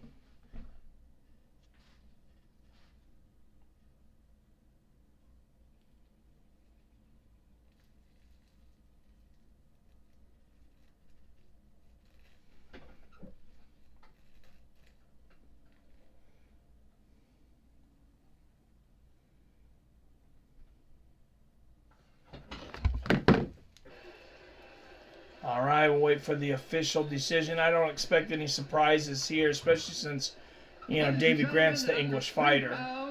We go to the judges' scorecards for a decision. Anders Olsen scores the contest. 29-28, Grant. Clemens Werner scores it. 29-28, Marcos. And Cesar Wojciechowski scores the contest. 29-28 for the winner by split decision and still undefeated. And Daniel Marcos stays undefeated. I was a little surprised he gets the decision here in England. I don't know exactly who the judges are. Okay, I'm here with the winner, Daniel Marcos. Sir, I know you're excited. Congratulations on a very, very close victory. You can hear the crowd. They don't agree with the decision. How confident were you that you were going to be the winner? I believe he was very confident. Thank you, England. Thank you, everybody. A lot of respect. I don't think he was faking that emotion. I think he generally thought he won the fight. I actually gave it to Davy Grant. And very surprised to see the English fighter on the back end of a decision. Thank you. This is the show. Robbery, yep, wasted my bet on Molly McCann, but if it hits, I'll win big. I picked Molly by second round submission with 300 XP. She could hit it. She's had some good submissions over the years.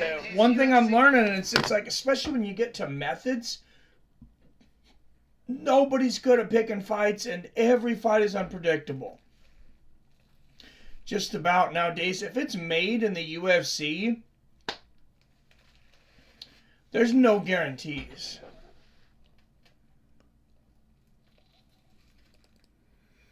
So as far as betting, I have to find one of these lesser leagues guys.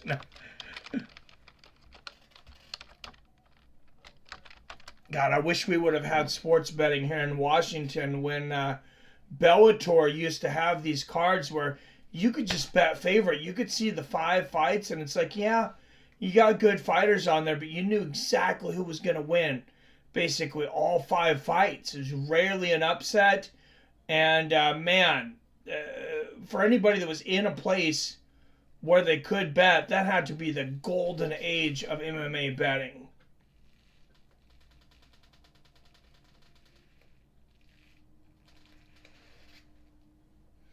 All right, Lerone, the Miracle Murphy against Josh Kulabau.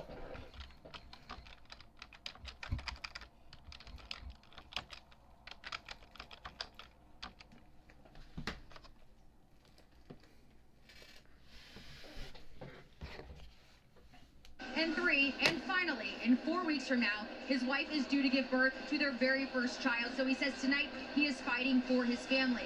When I asked Kulabau, boy or girl, he said, no idea. It's going to be a surprise. But one thing he said that will not be a surprise, his plan to completely dismantle Lerone Murphy. Josh Kulabau from Sydney, Australia, making his way to the octagon. One of 3 active Australian featherweights right now. Of course, won the champion Volkanovski, Josh Kulabau, in there, and I can't think of who the second one is, to be honest. who the third one would be.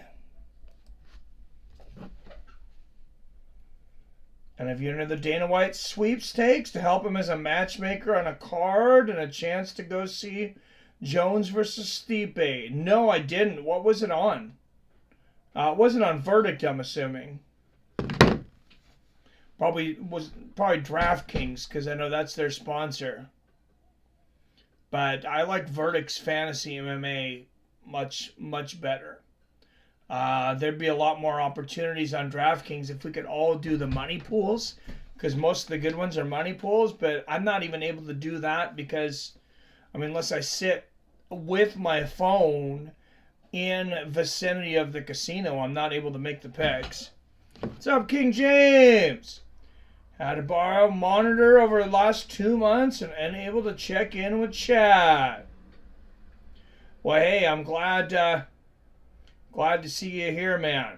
I was worried. I was worried you weren't there, and I don't see anybody for a while. I worry, Mitch, that everybody's healthy. So, good to see you, man. Jay Dix he announced on his Twitter. Hey, have you talked to Robert this week, King James? I can't get a hold of him.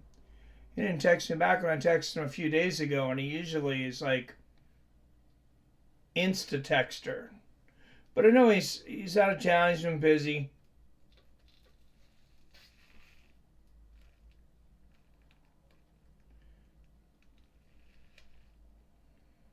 Might even be on a plane.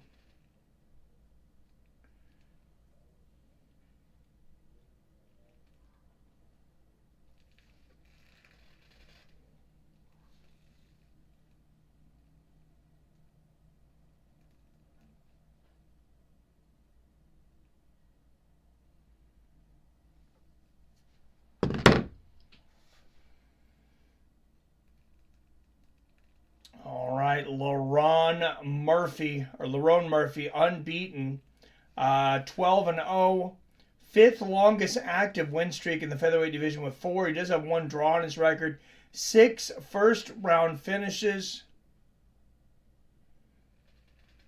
and don't expect 2 UK fighters to get beaten in a row. Murphy to win by knockout, plus 380, decision plus 140. Calabot to win by decision plus 275. It's actually on the UFC website that you enter it. I'll have to check it out. No, I'll definitely have to enter in that because, yeah, that would be great. I believe is it November or December that they're fighting?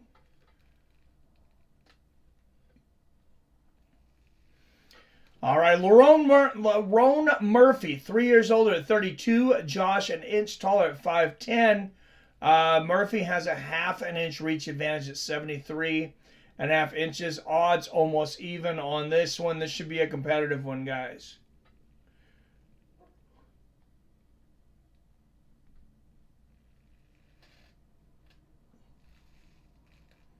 Yeah, November 11th, Madison Square Garden for Jones and Stipe.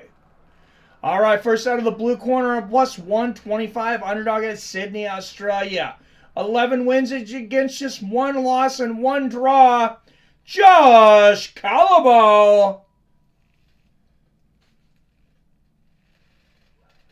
How long has Robert been MIA? I texted him a few days ago and didn't hear back from him because usually,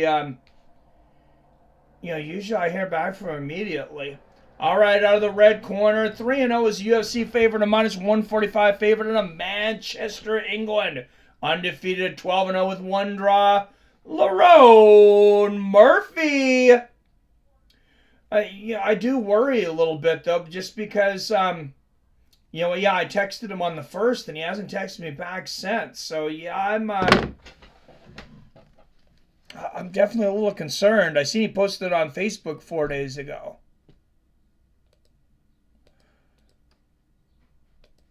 But I know he's been having some issues with his diabetes. So, yeah, you worry, King James. What's up, Jim? Guess I woke up in time for the fights. I mean, he's in Florida. Things happen to phones. He could have dropped his phone in the lake. He's been fishing a lot. Good body kick there from Calaba.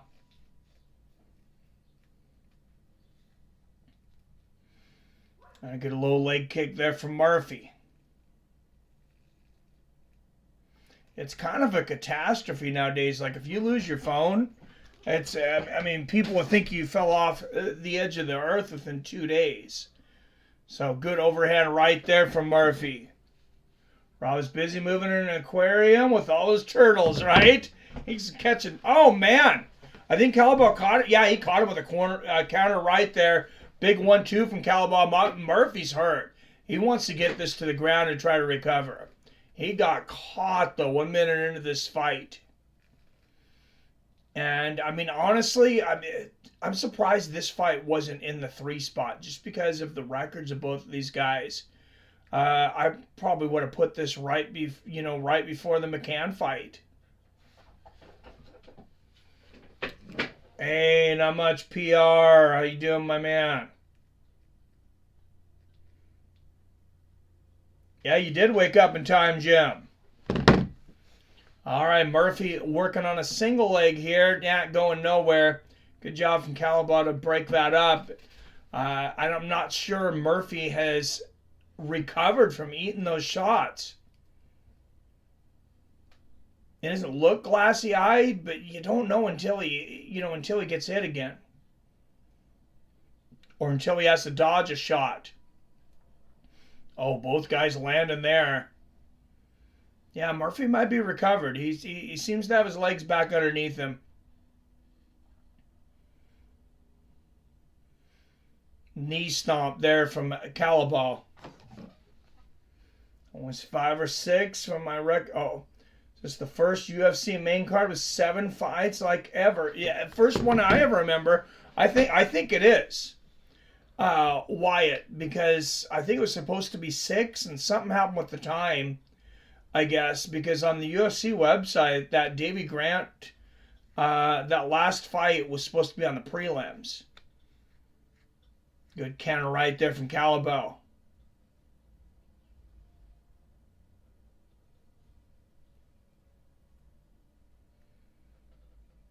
So I don't know if this is going to go to 3 or what. I was hoping to have some call-ins today. We might do them in between fights. Because actually I have an interview lined up at 4. I scheduled it for an hour. What I thought would be an hour after this ended. I am interviewing a young lady that is in line for a gold medal at the upcoming Olympics. Good combination there from Calabal. Oh, both guys landing blistering shots. What an exchange. Great left hook at the end of that from Murphy.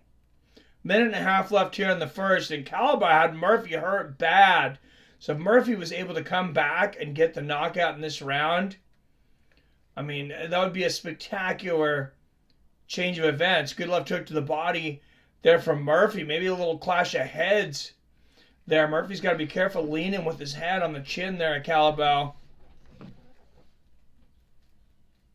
Picked Josh in this one, says Jim. Well, he's having a great first round for the most part. That's awesome, Mike. Will that be posted on your YouTube channel as well? Yes, it will, Robert. Good low leg kick from Murphy. Yeah, in the Fighters with Friends playlist. And just anytime, if you haven't looked at it, go to the channel, go to the Fighters with Friends playlist, and you can see all my interviews there. For those that haven't been in the beginning, I think there's about 25 on there now. But you got Randy to Couture. Back in the day, we had Art Davey, the founder of the UFC, on there. Oh, big right hand and a left hook from Murphy. Wow, what a combination. Wow. We've had the infamous Charles Felony Bennett on there. Don't call him Crazy Horse, or he'll cuss you out and hang up on you like he did me. Oh, big knee to the body there from Murphy. Oh, and a huge combination at the end. What a comeback in this round for Lerone Murphy. I think he won the round. I think Davy Grant has more potential than Ian Gary. He definitely might, man. Yeah, crunch time for sure. Almost no time in between bouts because I'm having so many. That's nice because I fucking hate commercials. I mean, I know nobody likes him, but I mean, I despise him with a passion.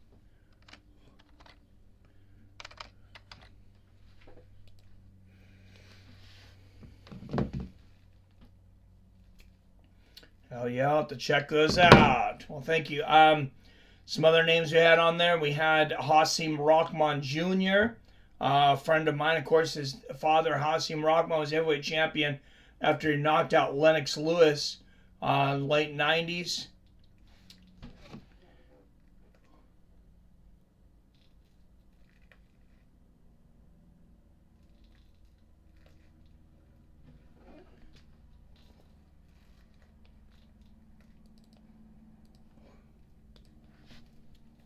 And then probably the best interview I think we've had on there is we had Mark Schultz, gold medalist in the Olympics, and wrote the book The Foxcatcher, which the movie was based on. Oh, good body kick there from Calabo. He dispels a lot of myths from that movie too. Basically says that whole movie is bullshit. Oh, great exchange. Both guys landing some big shots here. Both guys going for the takedown there, too. This is like a mirror match right now. What an exciting bout. And Calabao shooting real low. All right. So I know you guys were curious. Robert Kerrigan is alive. He just texted me, says, yes, still on vacation. So the drunken charge. Good elbow to the chin there from Calabao.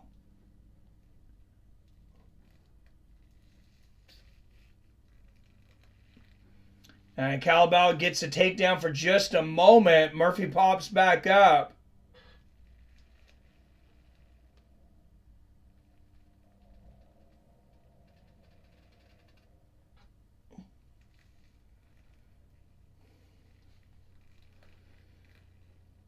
You have a Crazy Horse interview on your channel? Yes, yes I do.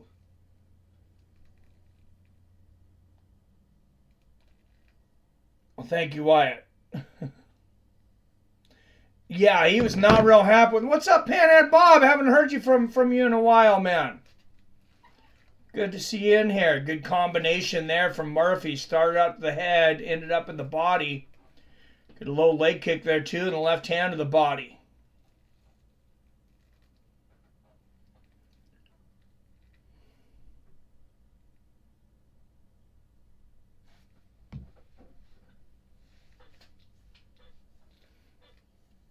Loving the feints here from Murphy. Good right hand to the body there from Calabao. Both guys getting a little more cautious here. Maybe they're taking a little break in the middle of the cage here. I wouldn't blame them. I mean, usually you don't like to see that, but those guys were really going 100 miles an hour. Oh, both guys landed huge bombs once again. What an exchange. My goodness. These guys are electric. Murphy dragging Calabao to the ground. He's fighting this. What's up? Hey, Robert Kerrigan in the house. Hey, fights a friend side, tardy the party. Hey, good to see you, my friends. Catch any turtles today? Robert's gonna have a whole fucking zoo of turtles. Enough Danny Roberts is legally retarded. Oh my god. Why exactly would that be?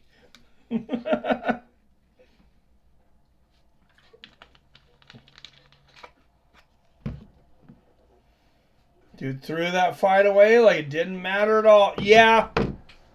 I mean, I still thought he won the fight, but yeah.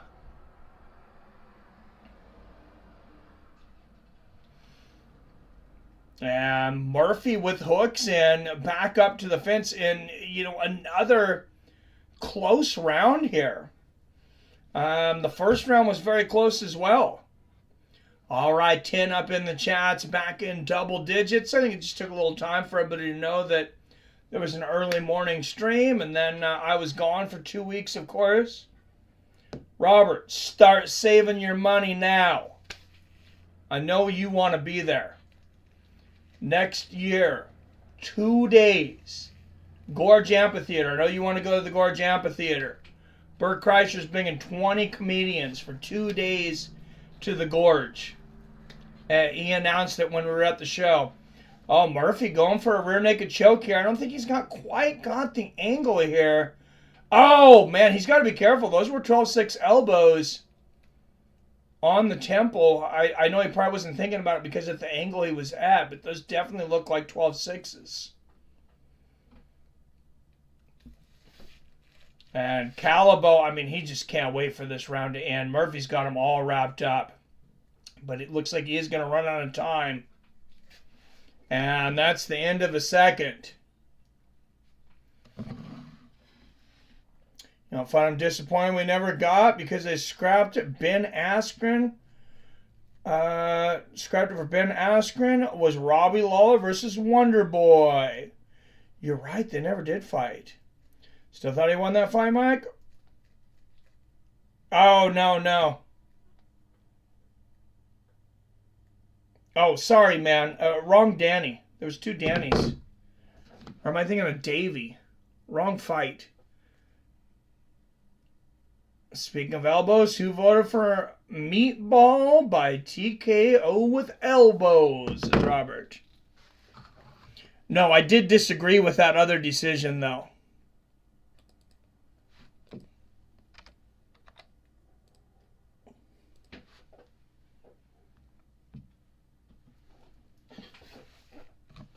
I got up at midnight this morning. I'm a little brain dead, apparently, Wyatt. All right, third and final Saturday, July 29th. Dustin Poirier, Justin Gaethje, and the start of Season 2 of Fights with Friends, Verdict Fantasy MMA. If you're not in it, you can't win it. I'm going to send you guys the link right now. And for anybody who's not joined, you got to join the Verdict MMA, guys. We had so much fun this first season. I just really feel like it's meant for our community. What a great combination there from Murphy. 4:20 left in this fight. Murphy's shooting for the takedown. Oh, now Calabo, big elbow for Calabo. Now he's shooting for the takedown. This is an incredible match.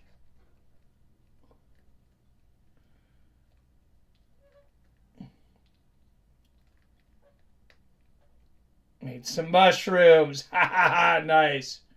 Last night I watched Avatar, Way of the Water. That was a trip. Yeah, I bet, man. I did see it in the theater. I did take some edibles, which I'm sure helped, but yeah, I'm sure it was really a trip on mushrooms. I was like 5 elbows from Murphy in that clinch. And Calaba's just going to sit right down. He must be hurt. And he is eating a plethora of shots here. Couple of big right hands there from Murphy. Another elbow. I don't know why Josh Calaba just decided to just lay down on the ground like a fool. But he's getting pounded on. Check out my scorecard. Oh, that's not what I meant to hit. Sorry, guys. I accidentally sent the scorecard. I was on the wrong... No, you don't want to see that. I got to send invite to the league.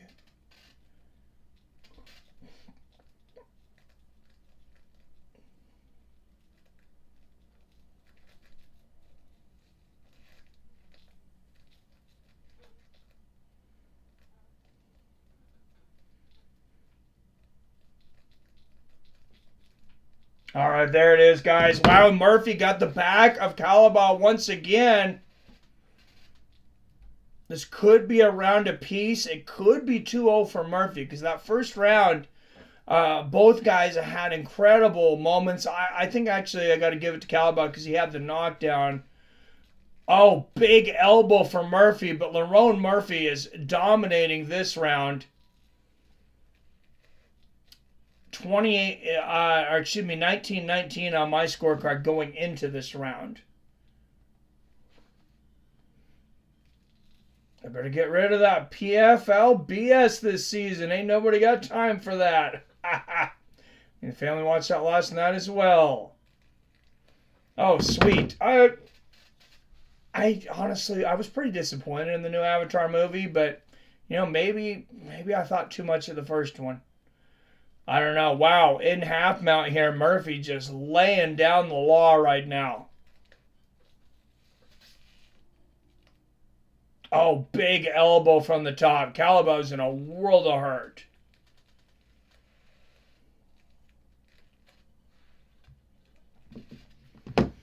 Laurent keeps pouring on like this. He's got a chance at a 10-8 here if he doesn't get this submission. He may be running out of gas a little bit, though. He just slowed down.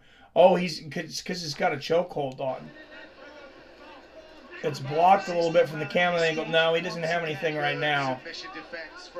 Nice little left hook there from Murphy in the ground and pound. Murphy now in dominant north-south. It's too long, maybe, because I was on shrooms. It took forever. Oh, I bet, man. I still have not done shrooms. Robert, if you can make it to come watch Bert in the amphitheater, any of you guys, next season. If you're there, though, bring me some mushrooms. I'll take them the first time at the Bert Show. First Avatar was top 5 favorite movies ever. Still haven't seen the sequel, though. Yeah, I really like the first one. Big elbows from Murphy. Wow, he is pounding him. Yeah, Laurent Murphy, he's got a legitimate shot at a 10-8 in this round.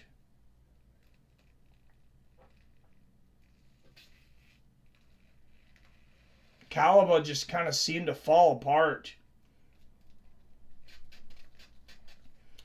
And round is over, and I think I am going to give him a 10-8. So there you go. I got a 29-27. Oh, I didn't realize that landed. It was hard to see on the angle. The ball of the foot of Murphy hit the liver of Calibo, and that's what floored him. And that's why he was pretty much out of it for most of the rest of that. Liver shot kind of ended it. Yeah, I didn't catch it the first time. Wyatt. I thought he missed.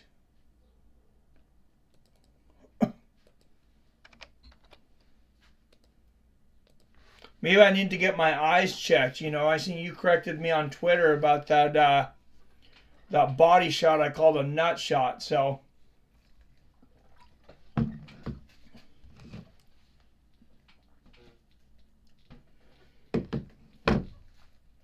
anybody have this any different? Anybody have this for Josh Calibo?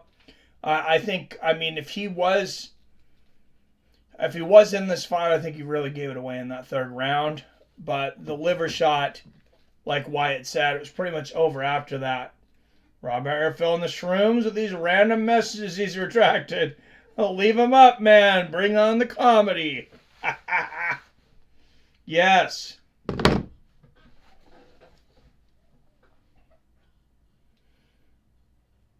All right, official decision coming up. And then we're going to take a short break. I'm going to have to step away for about 5 minutes after this decision. So I would appreciate if everybody didn't leave, because I will put up some ads. I mean, you can leave, but please just leave this playing. That way, hopefully I can make a couple pennies. Randomly stopping the wrong guy in box. Oh, yeah, that was crazy. 30-26 and 30-27 for the winner. There you go. They did give a 10-8. Laurent Murphy. I reposted that from somebody else this morning, but yeah, that was insane. Let me share that with everybody.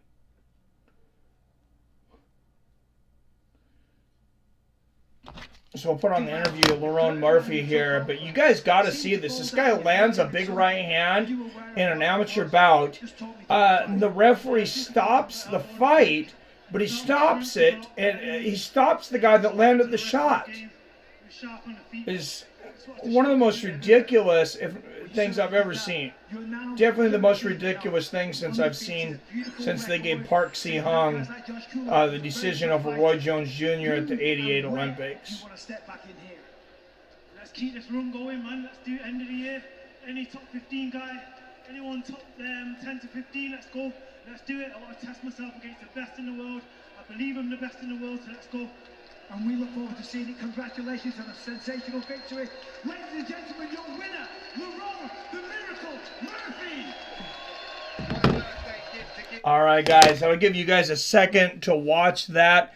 I am going to put some ads on, so for anybody who's got a second to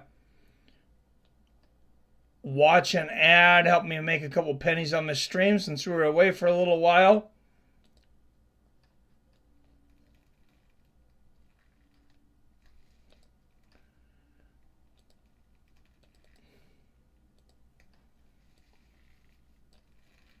Be back in 5.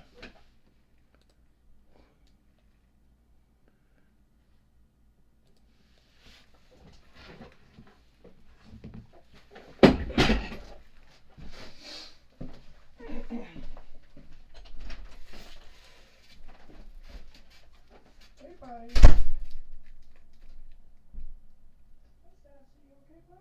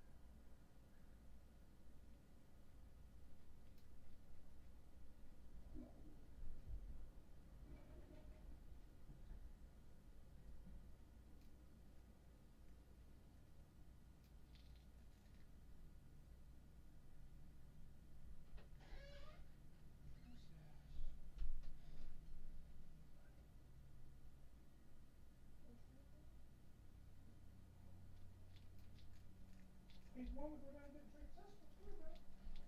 Come here, bud. Want a treat? You want a treat, buddy? Get some water? Get some water, buddy.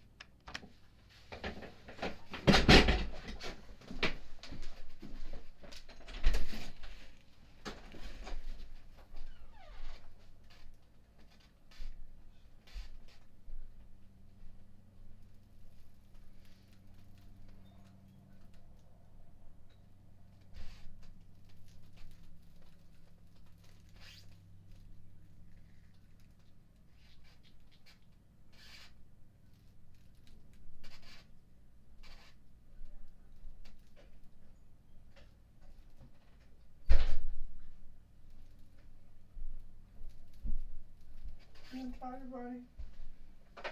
Yeah.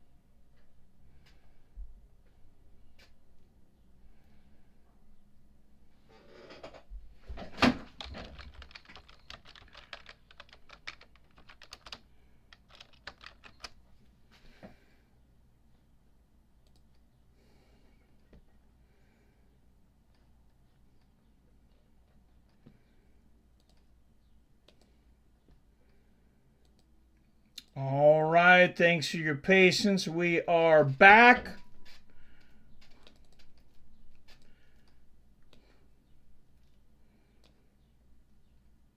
Put the round clock in the right place here. And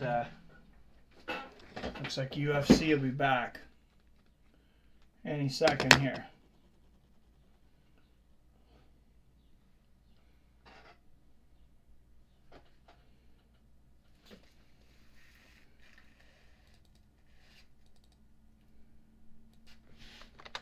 Try to get my phone plugged in here too. It's about to die.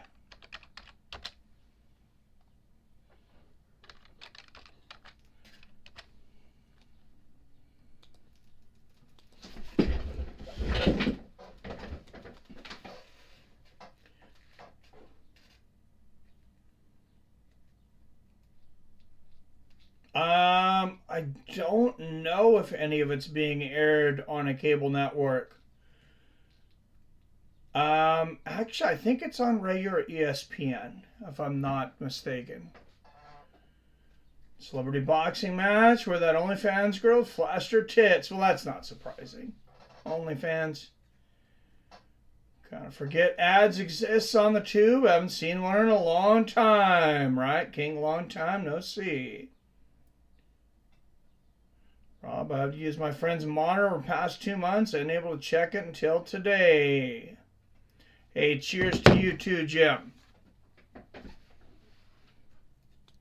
Well, I was a little tired starting the stream. Now I'm kind of picking up steam, so we'll grab some beer, but not until close to the end of this stream.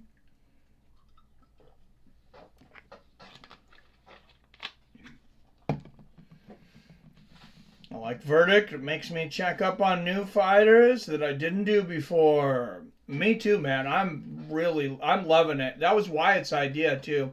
He knew about Verdict and sent it to me. He's like, "Hey, check us out. I think we should do it." And yeah, he was right. I love it. Good. Enjoying my vacation, fishing and swimming just about every day. Nice. Yeah, Robert's got a new profession as a turtle collector. I think he's got about 100 of them now. All right, Jay Herbert. 9 years older at 35, both men 6'1". Herbert with a 2-inch reach advantage at 77 inches. Xiam at 26 is the youngest fighter on the card. And a special app to do Verdict. Now, you can do it on the website, on the Verdict.com website. You can also do it from the Verdict app, but you can do it either way. All right, out of the blue corner. And minus 175 favorite at a Lyon, France. Actually opened as a plus 105 for us. Yum.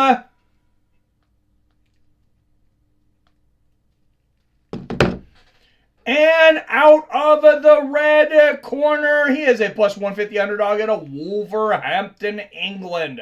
12 wins against 4 losses and 1 draw. Jay Herbert. And that's an interesting odds swing. I don't know if for us, just a lot of people felt like he was maybe coming in under the radar. But to go from that big of an underdog or, to go from an underdog to become that big of a favorite, that's fairly rare. All right, Jason Herzog is the referee for this one. Does seem to be getting more common, though. But to be honest, and to, in good left hand there for Herbert. I do enjoy using Twitter, Facebook, obviously YouTube to engage with the MMA community, though, and I would miss that. Oh, good left hook there from Jiam and the low leg kick. I do not know the history of Fair Ziam. This is the first time. I don't ever remember seeing him fight before. So I don't know if anybody's got a history on him. Good body kick there from Ziam. But, oh, great exchange there. Obviously, a lot of people know about him because the odds move so much. Good right hand there from Herbert. And it may just be the people in his country just wanted to bet on him. Good right hand right on the temple for Ziam. And the low leg kick from Herbert.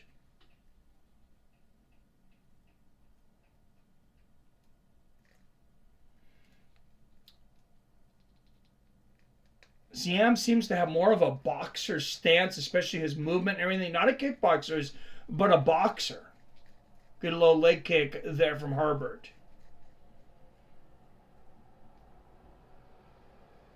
So small target moving forward. Good left hand to the body there for Herbert. Herbert with the body lock. I think he wants to get this down to the ground.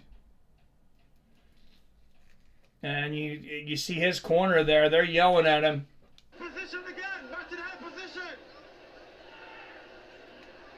Head position. Yeah, head position. Head position. They're yelling head position, so I'm not sure what... I'm not sure what that means, but I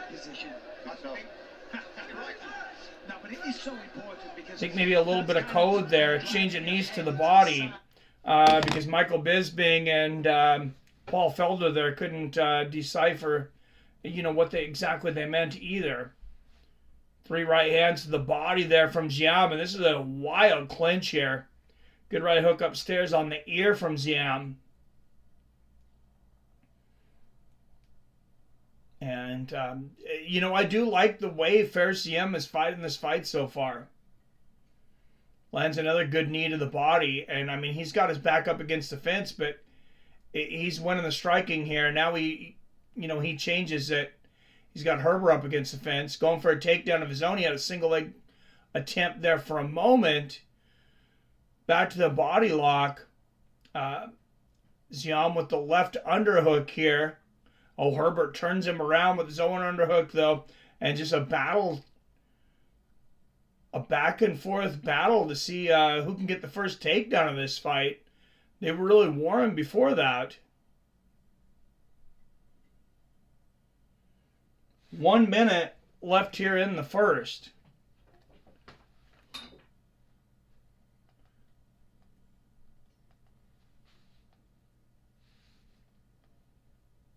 And Jim, thank you, Jim. 10 months at Contender.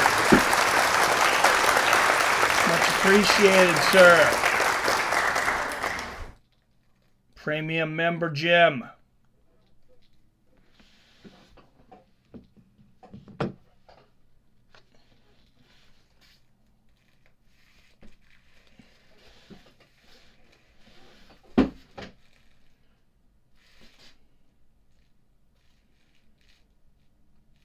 Good exchange there. Nice little leg kick for Herbert. And left hand there for Herbert. Very close first round, I think.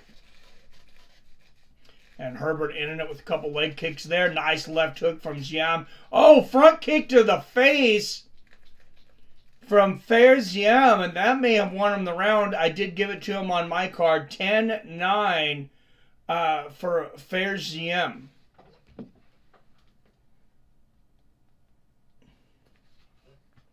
Got hundreds of every native turtle, amphibian in my ponds. Caught 2 muskrats hunting fish in pond last weekend. Oh, beautiful. Keep catching snappers and soft shell big fookers. I haven't been fishing in friggin' years, man. I do need to. I need to go on a fishing trip too.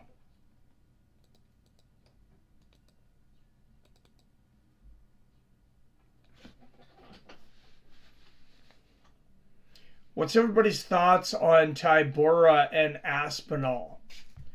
I was about to bet on Aspinall. Honestly, I was going to parlay McCann and Aspinall. I would have if I would have made it to the casino today. But who was it? Was it you, Jay Digg, that was saying was thinking Tybura's got a great chance to win that fight, and maybe the odds are a bit off. I'm gonna go floating tomorrow. Jim says I pick Marcin. Good left hand there from GM. Oh, great combination there from Herbert. Front kick to the body there from Herbert. And GM with another low leg kick there. Herbert moving forward, much more aggressive this round. He did not like the way that the first half of that first round went. Good left hand there for Jay. And fair ZM, like I said, I think this is his UFC debut. Big combination there from ZM. Oh, good body kick from Herbert. You know, if it is, he's going to have that adrenaline jump. Good left hook to the body for Herbert. Back to all long shots this card. You know what? That might work out for you. Sometimes the payout is just so big. J. Dixon, mine was McCann. I think Tom is more athletic, but Tybura is durable as any heavyweight. If it goes to decision, he will not get that decision over Tom Aspinall. I am guessing, though. It would have to be just a ridiculous domination, I think, for them to hand Aspinall a loss at home. Good left hand upstairs for Herbert. He's really turned it around after that first round.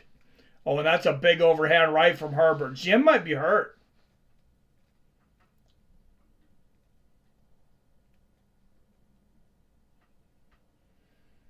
Left hook gets through for Herbert. And Herbert with double underhooks. He's going to go for this takedown. Nobody's been able to get a takedown yet in this fight. Good knee to the body from ZM. I think Tom...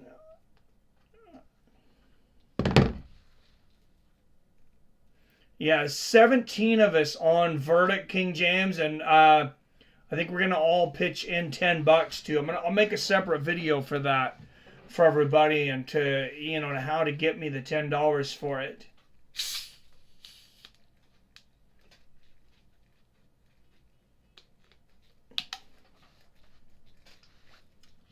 Good knee to the body there from Herbert. Oh, beautiful elbow on the break from Jim. And a great left hand there from Ziem. Left hook, Herbert with the left hook. Oh, nice right hand right on the top of the temple there from Ziem. Oh, lands a great knee to the body for Ziem as Herbert kind of got sloppy going for that takedown here. There still has not been a legitimate takedown in this fight, I don't believe. 20 would have been good for me. I would do 20 each, but I don't want to exclude anyone that if $20 is a lot of money for them to send in. Oh, 4 big knees in a row there from Herbert. ZM answers with one there, but that's a good combination. Oh, and ZM getting the takedown, and Herzog yelling at Herbert. He had his hands all over the fence there. Got to be careful. I mean, his fingers were definitely incited. It didn't look like he actually, took a handful of fence. But still illegal there. And Herbert pops up. Lands a good right hook to the body. He's like, I do not want to give up all this hard work from this round over one damn takedown. So he made sure that Ziem didn't get any control time there or do any damage.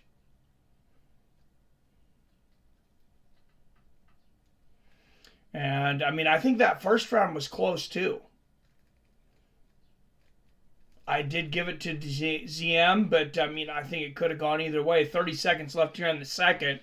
I think Jai Herbert's winning this round pretty soundly. But then there's a big left hook on the chin and a beautiful left hook there from ZM. He is looking, he ended the last round, put a capitalization out, that front kick to the face. And he's looking to do the same thing this round.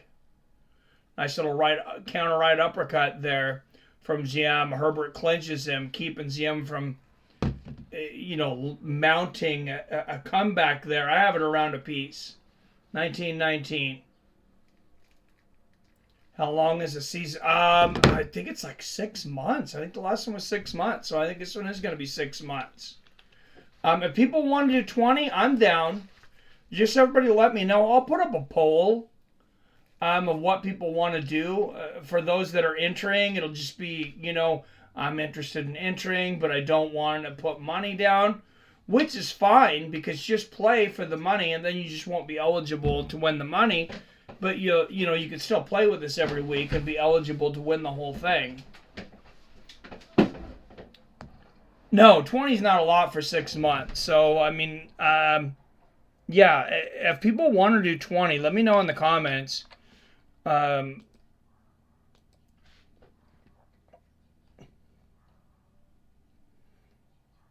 If you do or don't want to do 20.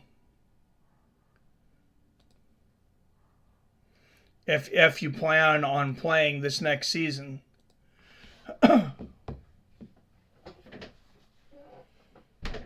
So, I mean, even if that gets, $20 from 10 people, that's $200.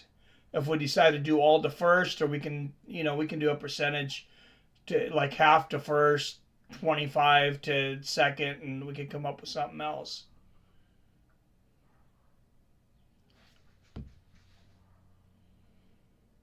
Good combination there from Herbert. I mean, like I said, he really turned it on that last round. He really made it a different fight than that first round. Trust you, Mike, to hang on to it. Oh, I'd sign up for 20 if I was plugged in. Good left hand there for Herbert.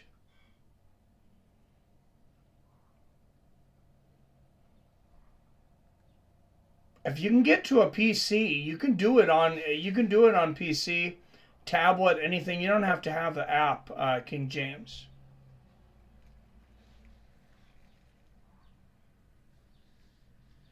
Oh, and just leg kick exchanges here. Now Herbert getting the better of that exchange. Good left hand to the body for ZM. Oh, and the jab and the overhand right from ZM there.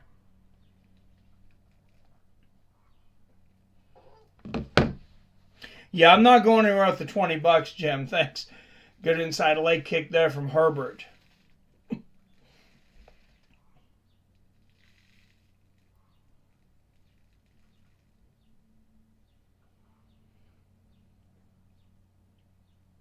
Oh, good exchange. Left hook upstairs there for ZM. Oh, what a calf kick from ZM, though. That hurt Herbert.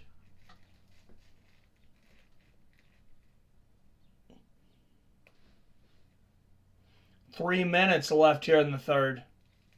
Left hand gets through for Herbert. Oh man, ZM he is blasting that front calf of Herbert. Herbert shooting for the takedown now. ZM has the only takedown in this fight so far. Herbert's really got him wrapped up, but ZM fighting this with everything he's got. And if he can just grab that left wrist, I think he can escape this attempt. Grab that left wrist and spin out. I think he actually needs to spin the other direction. Just from looking here, I think I want to spin to the right away from this. And he's spinning to the left into the throw, but seems to be out of trouble either way. Only have PC. I got no phone. All right. Yep, verdict.com. Oh, nice right hook upstairs for ZM and a knee to the body. Usually don't join, only because I've never plugged into anything more than a Wi-Fi-less flip phone. Well, you can do it on your neighbor's Wi-Fi. Good knee to the body there from Ziem. And Herbert just kind of collapses there for a moment. Pops back up, though. The wars, the exchanges for the takedown battle in this, has been as competitive as the striking battle. Good exchange of knees to the body. And with 1:20 left in this fight, it may be, this fight could be up for grabs right now. Oh, good exchange of kicks there. I'm curious if they still have live odds up right now, what they are with 1 minute left. Good right head of the temple from Herbert. Low calf kick there from Ziem. Oh, man, Herbert now coming with the calf kicks. Yeah, I don't think I'm going to get there before the fight's over.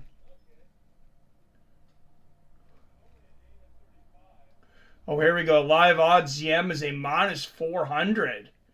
Good low leg kick there from Herbert. I mean, I don't think Ziem's that dominant. He might lose this fight. They just took it off, but the last time that they showed odds, it was -400 for Ziem, +300 for Jay Herbert. Am I crazy? I really think Jay Herbert could take this decision. What's up there, and good afternoon, my friend.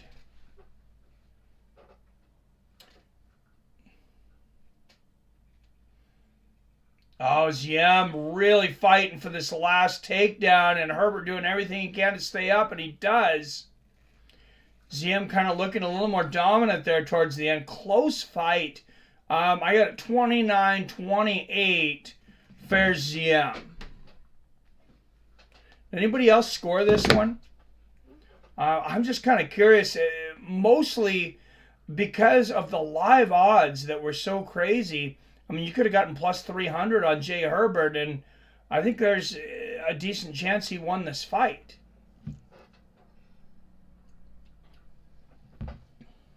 If I was at a casino, or if I could bet online right now, when I seen +300 on Jay Herbert with less than a minute in the fight, I'd have probably dropped $100.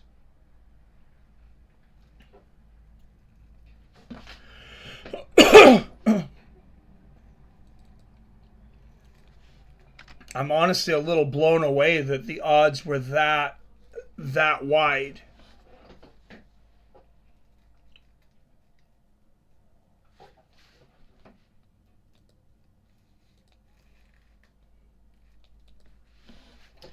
But as I've mentioned before, I kind of wonder, with the commentating and the chat and things, how distracted sometimes I am judging fights. I'm sure I'm better if I'm just watching. We'll get the official decision here. I said next week, August 5th. Is that next week or the week after? 2 weeks from today, Sandhagen and Font. New Amsterdam vodka. Here is Bruce Buffer. Ladies and gentlemen, after 3 rounds, we go to the judges' scorecards for a decision. The judges score the contest 29-28, 29-28, and 30-27. Oh, wow, 30-27. That might be Ziem then. Yeah, so Ferris Ziem, he gets it by unanimous. I did have it 29-28 for Ferris Ziem. But I knew the fight was close.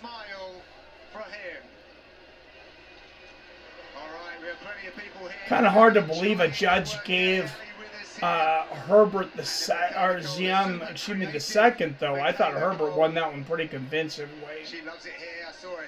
Patty Pimblett in the crowd. We heard him called out earlier, 20-3, UFC lightweight. Yesterday. Okay, we take a moment now to check out.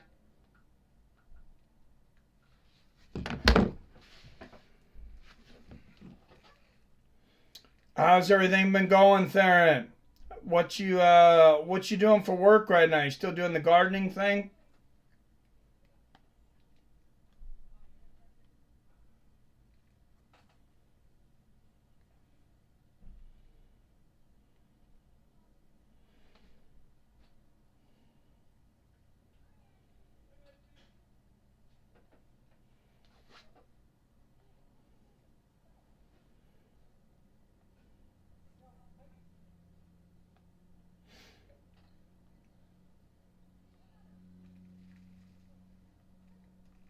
All right, we've been talking about him all night. Paul Craig, Andre Muniz, up next.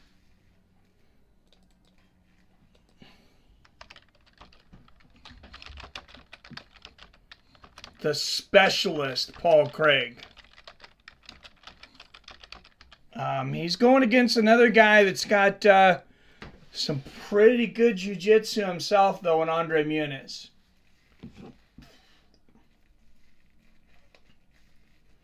I see the boys join him back into the group.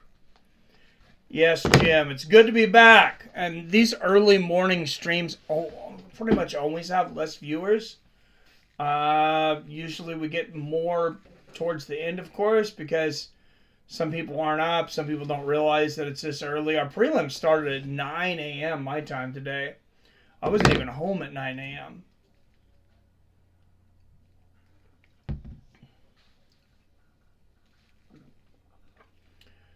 All right, Andre Muniz of Goiás, Brazil, making his way to the octagon.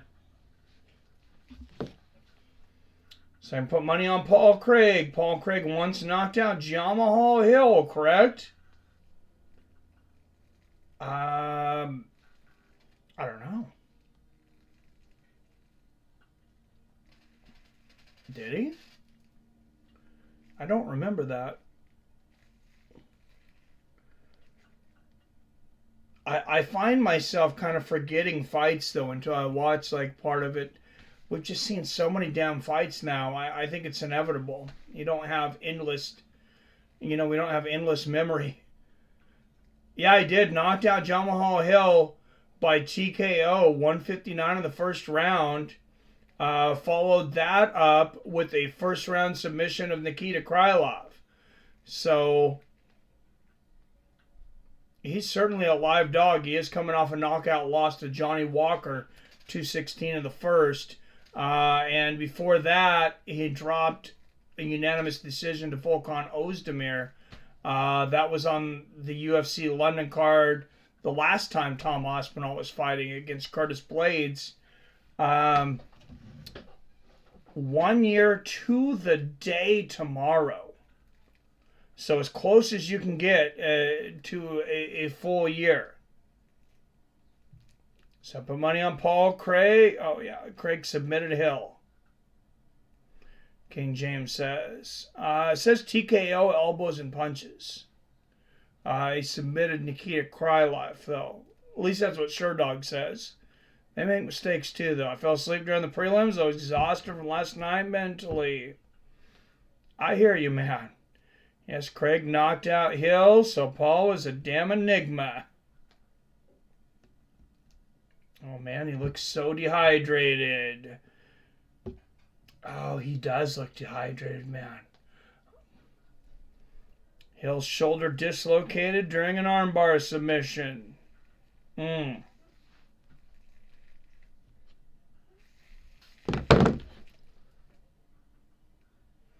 All right, Paul Craig making his way to the cage. Did you hear the huge standing ovation he got yesterday during the ceremony? Big standing ovation. It's like, yeah, I'm not sure exactly what he is feeling, but I could see why you think it might be dehydration, because it might be dehydration. I'm just looking at him. And he's maintaining his strength while decreasing his weight, which you all know is not easy to do. And, oh, one more thing. Something we're all excited about, his hairline. He is not shy to admit that he had a hair transplant. I mean, why would he be? He looks amazing. He looks amazing. He went off to Turkey. Might as well have got the teeth done while he was there. Another thing that's also new, he got the nose repaired. Yeah, that is a damn good hair transplant. They are getting good at this. Paul Craig, I would not have guessed that wasn't his natural hair. Finished all 16 wins, 11 in the first round. This is his middleweight debut. He fought at light heavyweight before this. Yeah, he dropped a lot to get to middleweight. That's a tough drop. And, maybe that's the reason for the odds change here. For him being Craig to win by submission, a plus 350, though. Muniz to win by submission, only plus 150. So if you were going to bet on Craig, might as well bet submission. Can't wait for Paul versus Diaz. First Paul fight I actually want to see. I hope Diaz just lights him on fire. Craig has little to no stand-up and wins by submission. Mostly, yes. All right, Paul Craig, 2 years older at 35, 2.5 inches taller at 6'3.5". Muniz will have a 2-inch reach advantage, 78 inches though, and those odds have moved a little more.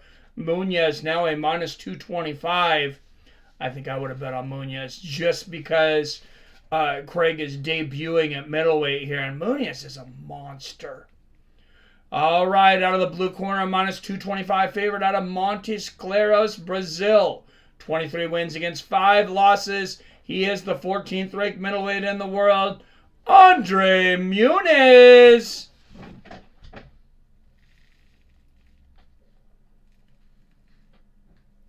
James has picked Muniz. All right, and out of the red corner, he is a plus 190 underdog out of Coatbridge, Scotland. 5-6 as an underdog, 16 wins against 6 losses and 1 draw. Look at this stare down. Wow. Bruce Buffer can barely get in between them. That's a pay-per-view stare down if I've ever seen one.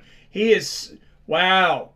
Andre Muniz is staring directly into the soul of Paul Craig. Wow.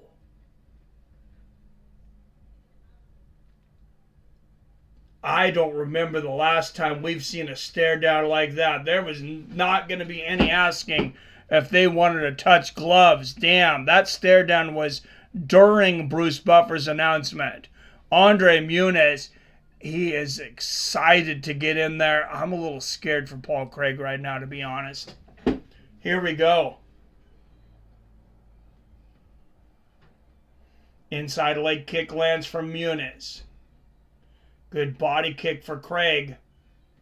Another inside leg kick from Muniz.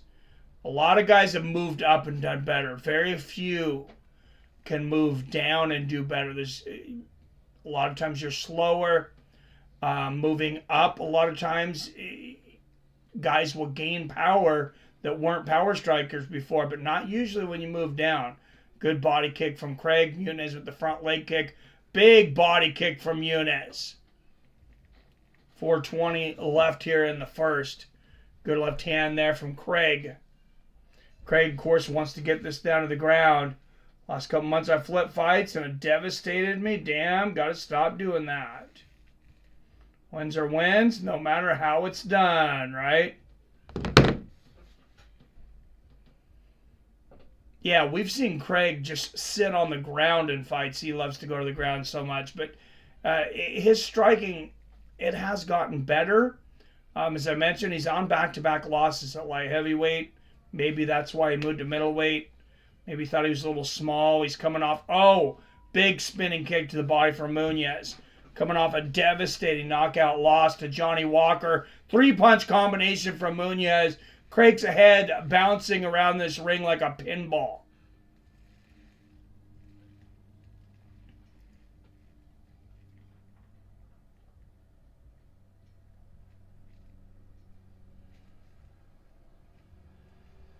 Craig does do a good job of measuring with that left hand, kind of keep his opponent, at bay. Good spin kick to the body for Craig. He's definitely been working on that striking.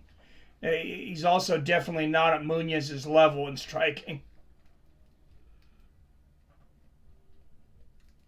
Great body kick for Muniz.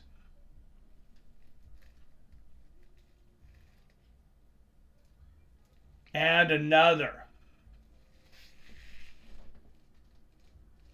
Excuse me, that body kick was from Craig. Both guys have been open and, landed several great body kicks here in the first round. As an inside leg kick from Muniz. Muniz switching to southpaw.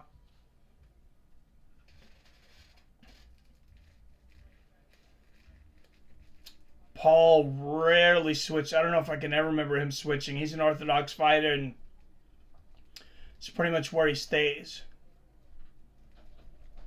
Good body kick there from Craig. And another. blistering that body of Muniz with those back leg kicks. And then the head kick lands for Craig. Left head kick and a good left hand upstairs. Paul Craig is outstriking Andre Muniz right now. He is really evolved in the striking game. Craig going to be a problem if his stand-up improves. Well, it definitely is. This is, without a doubt, the best I have seen his striking. Good side kick to the knee for Muniz. Oh, head kick for Muniz. Hard to see how flush that landed from the camera angle. Another good body kick from Craig. And a good side kick to the knee from Craig. Be interesting to see if Craig can take shots as well as he could in the past, though, with that weight cut.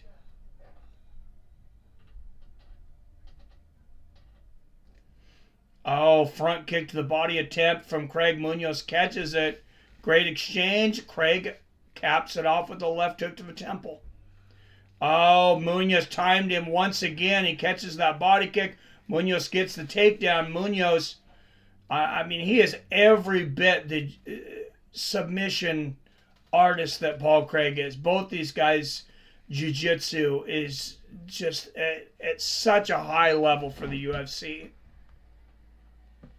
Honestly, probably some of the best jiu-jitsu practitioners there's ever been in this sport.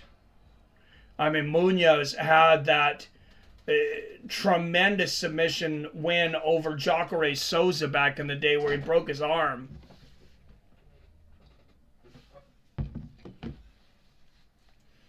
And Muniz going to end this round on top. A little disappointed for him because I thought Craig was winning the round before that. I still gave the round to Paul Craig. What's up, Kyler? Good to see you, my man. Craig loses a lot of rounds. Usually catch opponents in submission during ground and pound. Yeah, I gave him that round, though.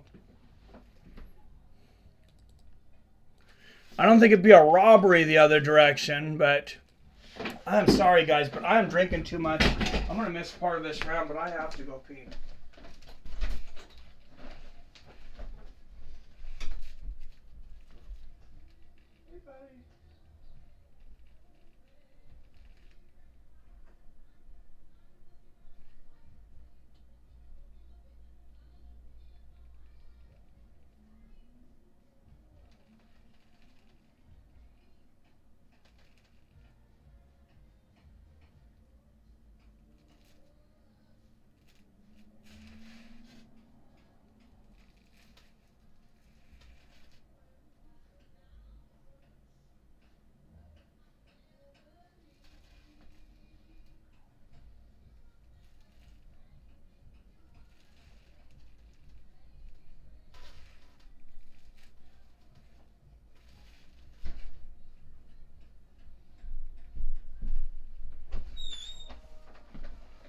Oh, great body kick from Muniz to open up the second. Head kick for Craig. 435, 34, 33, 32, 31, 430 left in this. Great throw there from Paul Craig.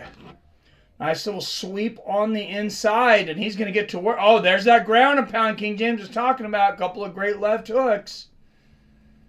About to eat some of these mushrooms the rest of these fights. I'm not sure Billy's up, Jim. Oh, big shots from the top here from Paul Craig. Rob's in here, though.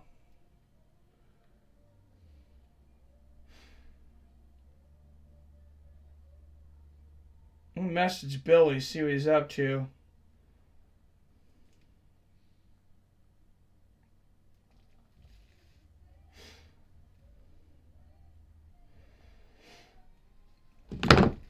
Billy is a sports fanatic, though, so who knows what he could be. He could be watching some other sport for all we know. If it's not a huge card, a lot of times he's got other sports he's watching. And Muniz doing everything he can. Just a power walk here to get back up, and he makes it. But Craig looking for a guillotine, and Muniz is out, and he is on top, but in Paul Craig's guard now. Big elbow from the top from Muniz. 2 submission specialists putting on a great match here. On the feet and on the ground. As long as Robert is around, the show can go on. King James. All right, 250, 49, 48, 47, 46, 245 left here in the second. Big shots from the top here from Muniz. Oh, that was a brutal combo. Craig's in a bad position right here.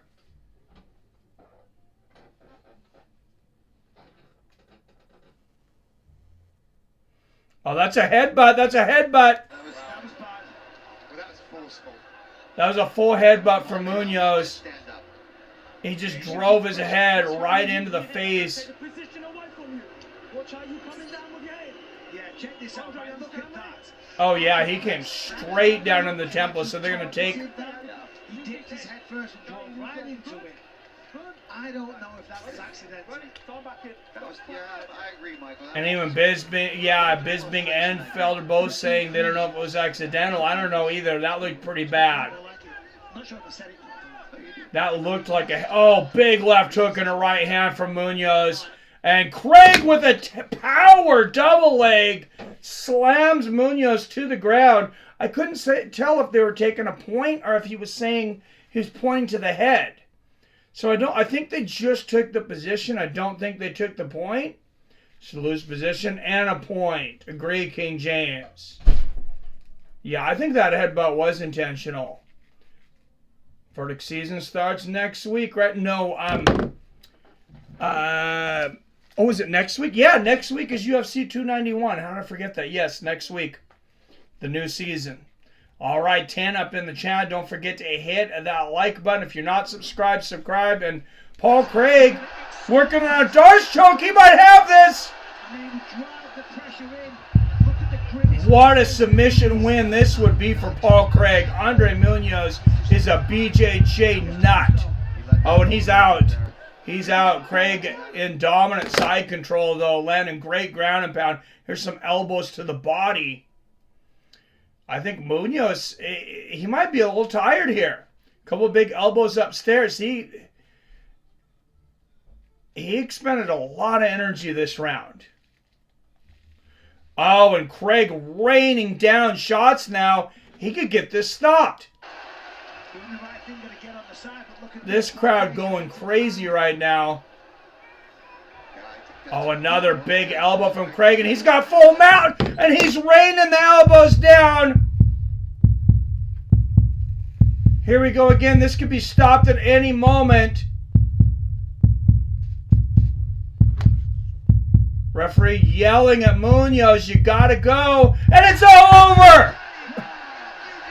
Paul Craig has upset Andre Muniz in his middleweight debut. Excuse me. Everyone in the middleweight division, from Sean Strickland to Dricus Duplessis to Robert Whittaker to the champion himself, Israel Adesanya, Paul Craig has just put everyone on notice as a contender in the middleweight division. Andre Muniz is one of the hardest outs in all of 185.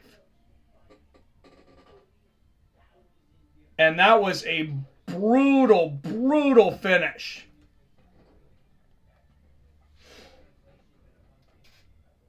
Paul Craig made me rich. Nice PR. I like it. I like to hear when you guys make money.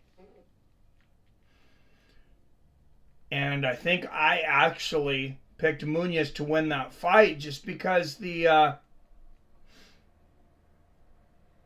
was hard not to. The odds on that one were absolutely nuts.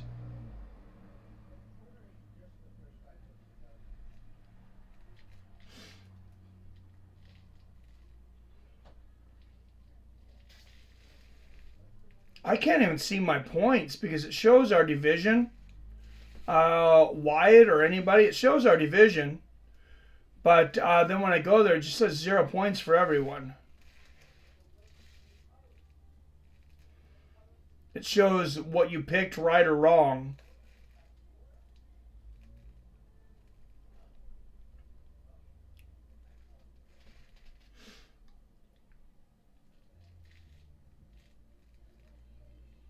Oh, here we go.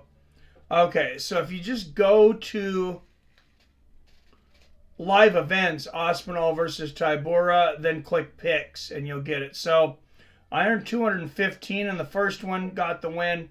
Earned 449 in the second fight, got the win. Third one, obviously, I will not because I had Andre Muniz second round knockout.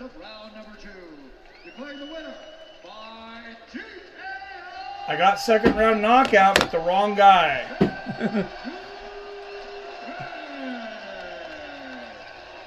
Ladies and gentlemen. Who had Paul Craig? Paul Craig. Paul, as a large light And James on notice. 250, baby. Let's go. I bet 250. Oh, sweet. So you're looking at almost 500 bucks. Good job, PR. That's awesome.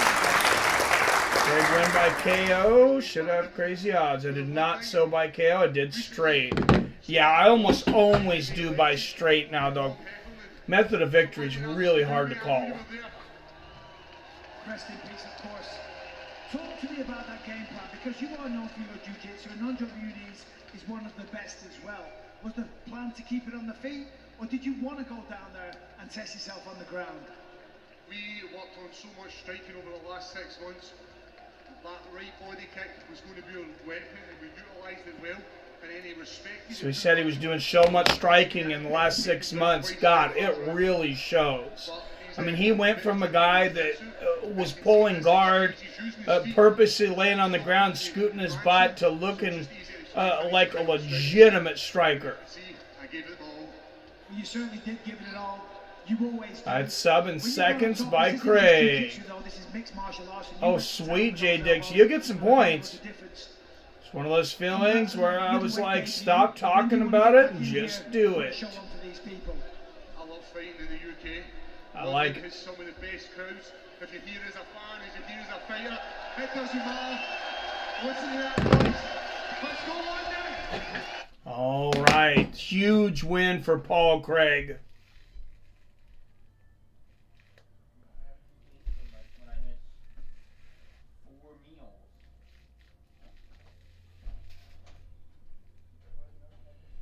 Next fight up, Nathaniel Wood and Andre Feely.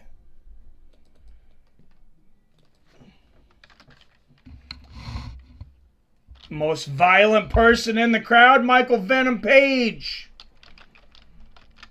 At a UFC event. Is that foreshadowing anything? Love to see Michael Venom Page in the UFC. I would love to see him fighting in Bellator if they just had more events and they fought him more often.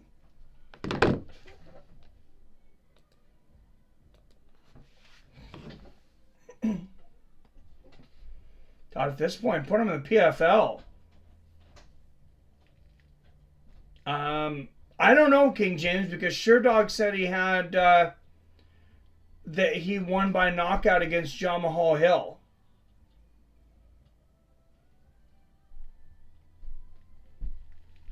He also knocked out Shogun Hua in 2020.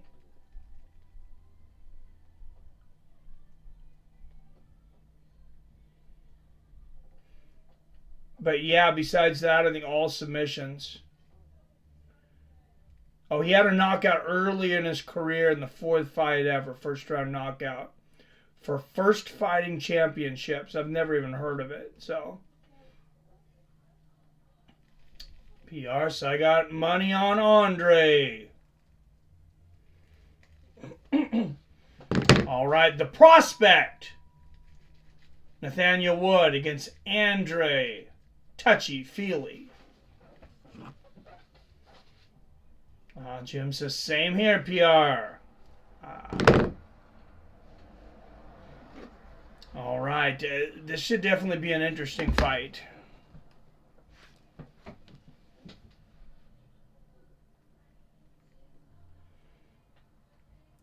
I'm going to go open up DraftKings for the live odds on this one because I think this is going to be interesting.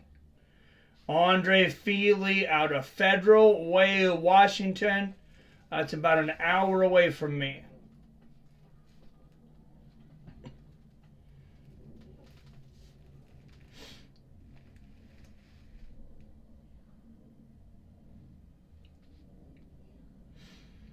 Feely is a plus 180 underdog currently. Nathaniel Wood, minus 210 favorite.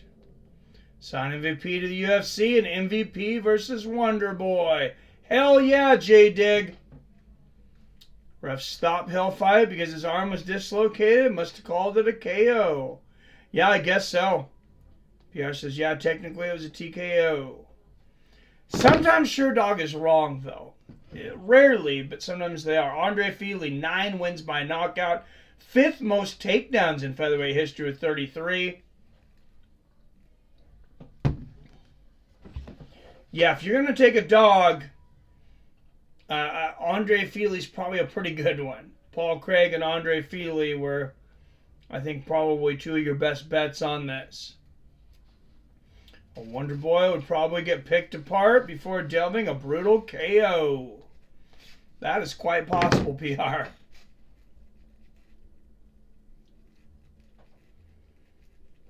I will never forget Kevin Holland, though, going in there and saying, I'm going to have a karate match, basically, with an undefeated karate champion.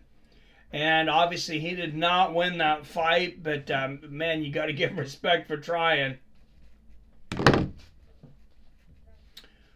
Speaking of Wonder Boy, he does have a fight coming up, and I do have a little money on him. He is taking on Michelle Pereira. He's a minus 215 in that fight. I parlayed that with Aljamain Sterling at minus 255, which I think is an absolute steal. I don't know what the odds still are now, but if that's still close to the odds, why am I not putting more money on Aljamain Sterling? I also got some money on Kevin Holland over Michael Chiesa.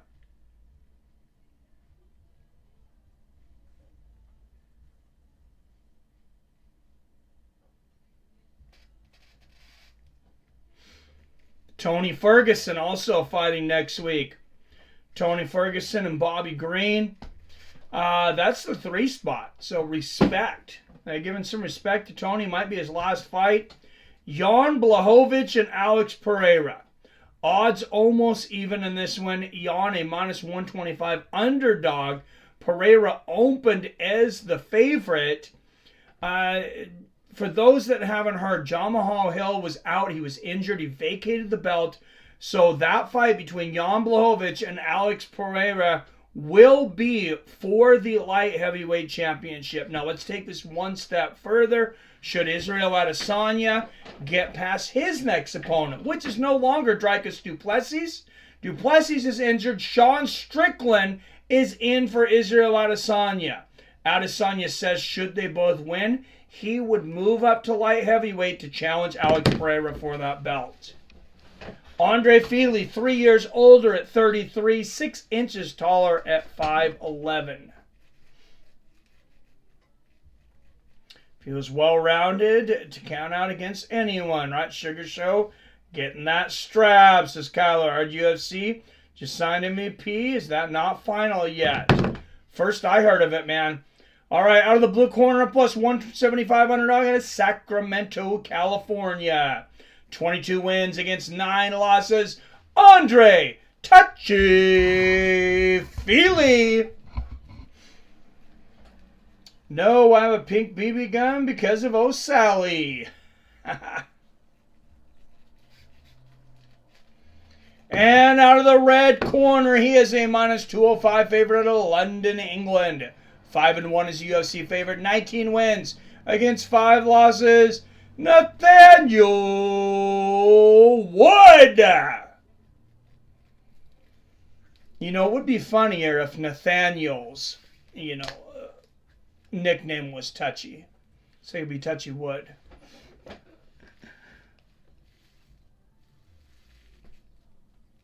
I know, horrible joke. Mark Goddard, the referee for this one.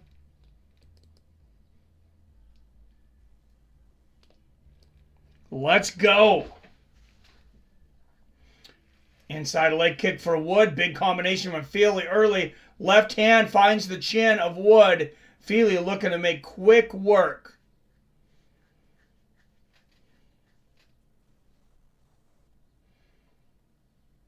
Feely. Oh, big left hand from Feely. He floors Wood. Wood back up barely. Misses getting head kicked. Outside leg kick lands for Nathaniel. Andre Feely does not want anything to do with these judges.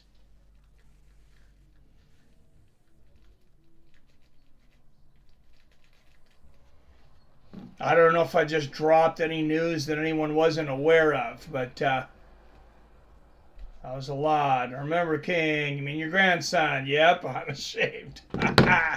Good left hand there from Wood. And a big body kick, inside leg kick there from Wood.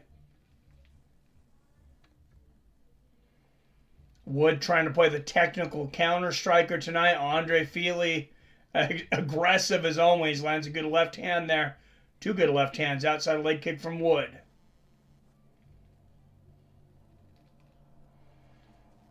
I would call Feely a boxer puncher on his feet. I mean, yeah, he throws kicks and stuff in there too, but, it's the boxing term. He's one of those guys that can box, but he goes for the knockout. Nice right hook from Wood, and a push kick to the body gets through. All right, 16 up in the chat. Don't forget to hit that like and share button. Right hand from Wood, right on the chin of Feely. And a brutal inside leg kick from Nathaniel. Wood's coming in here cool, calm, and collective. And Feely, Feely's like he's in a bar fight here. Oh, what a right hand from Wood. He hurt Feely. Feely's crumbling, fumbling, stumbling. Wood laying it on.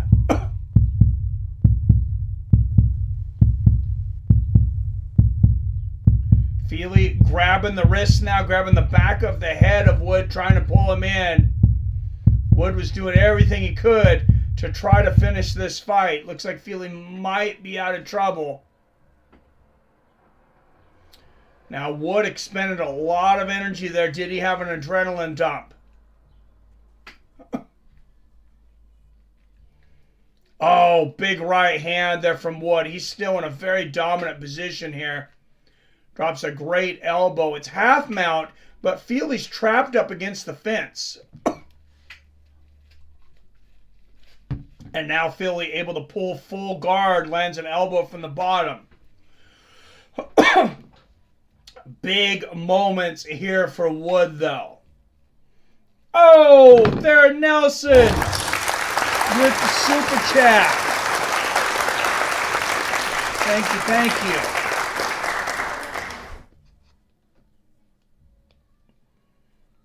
Bringing us up to $4 on the night. Second donation.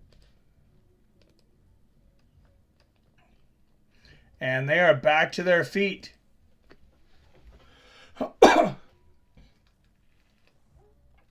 and Feely shoots. He's got a single. Wood easily breaks free. Good body kick there from Wood. Would look like he might be limping a little bit on that back leg for a moment, though. If I was Feely, I would attack that leg. It's the right leg of Wood. Good body kick from Feely. See, Wood throws a leg kick, but it's that back left leg So it's hard to tell. Significant strikes. Wood dominates the first round, 3-1. Got a left hook there from Feely.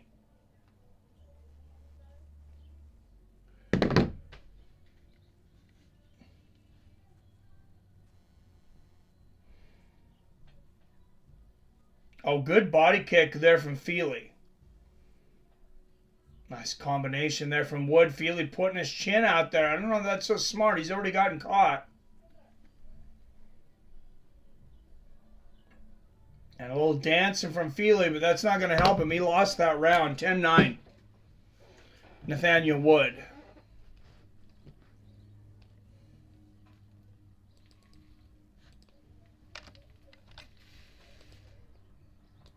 I mean, if one of these judges gave that round to Andre Feely, that would be pretty bad, even for the worst judges in the sport. What's her name might have thought he won it. Oh, God, now who's basically like the worst damn judge in history? Can't think of her name. She's Adelaide Bird. Yeah, because she's in boxing. They kicked her out and sent her to us.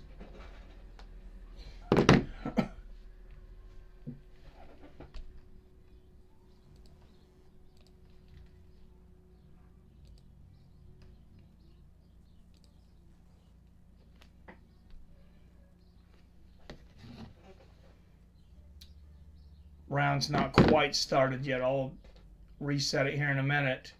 All summer long slam ball. That looks fun. So it'd probably be more fun to play than to watch, though. All right, here we go. Oh, beautiful left hand from Wood to start the second. Big body kick from Feely. Catches a front kick from Wood. Tries to throw him down to the ground. Feely feints the jump kick there. I'm not sure if he was going to take it and change his mind. Good right hand there from Feely. Feely seems to be recovered from that knockdown last round. Lands a couple of good left hands here now.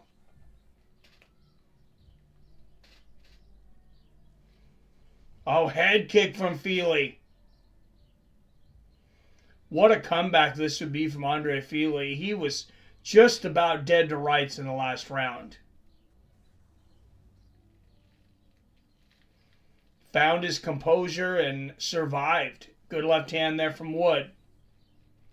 Oh, I like the feint on the front kick there. He started bringing it up, reacted to Feely's reaction and brings it back. Good inside leg kick there from Wood. And that is so high level when you're able to adjust like that. Good outside leg kick there from Wood. To me, that adjustment, that is like Michael Jordan's spinning and adjusting the other way, on a scoring drive. Good outside leg kick there from Feely. 16 likes, 15 to watch. Oh, and Feely hurts Wood, and a flurry of knees, and now it's Wood that's hurt. Oh, Feely's got Wood. He's got the back. He's got the arm wrapped around. Mark Goddard's trying to get inside. Oh, and Wood's out of the choke, but Feely's he's got full hooks on here. I think he probably should have stayed with the striking.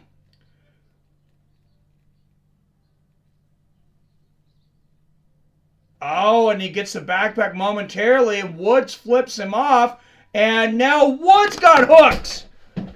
Wood takes Feely down with a hooks takedown. What a reversal. Just halfway through the second round. Definitely a candidate for fight of the night right now. It might already be fight of the night. We've had a couple of barn burners. Feely's got Wood. Pin that.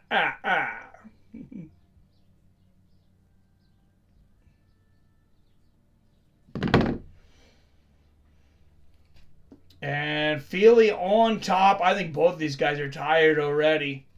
8 minutes in. They've expended a lot of energy, though. Both guys have been knocked down and almost finished.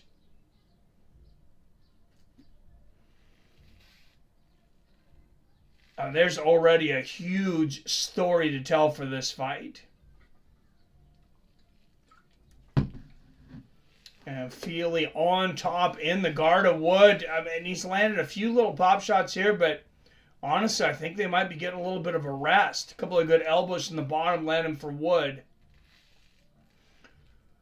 Both guys, I think, thought they had the finish. You know, really poured it on and expended a lot of energy.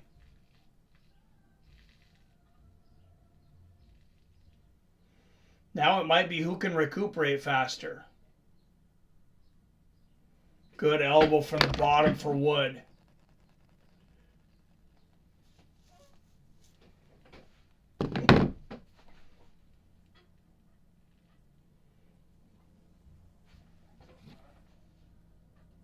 Draw going into the third, says PR. Yeah, I agree. At this point, if the round ended here, touch Philly got Wood, you mean? Yep.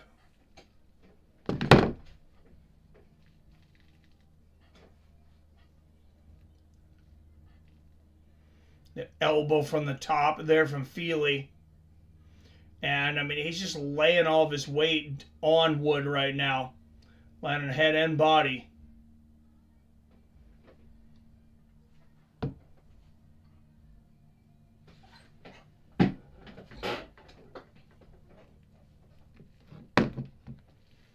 Feely on top in the ground and pound, really beating the Wood right now. And that's going to be a round for Touchy. 19-19 through 2.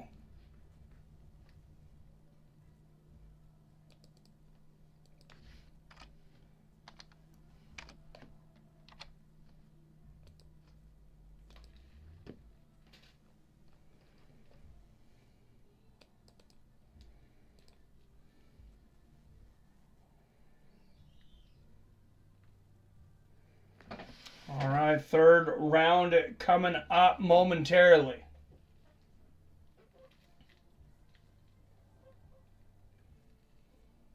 Judges love Wood. Right, I put money into Andre, but the judges will give it to Wood.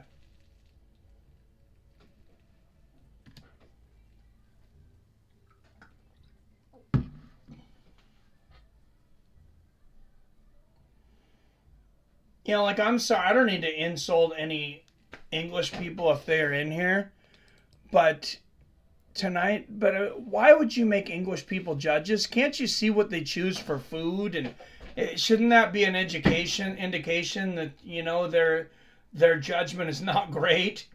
Good left hand there from Feely. Look at the live odds to start the third. Minus 120 for Wood, minus 110 for Feely. Basically even. Exchange the left hands, inside leg kick for Wood.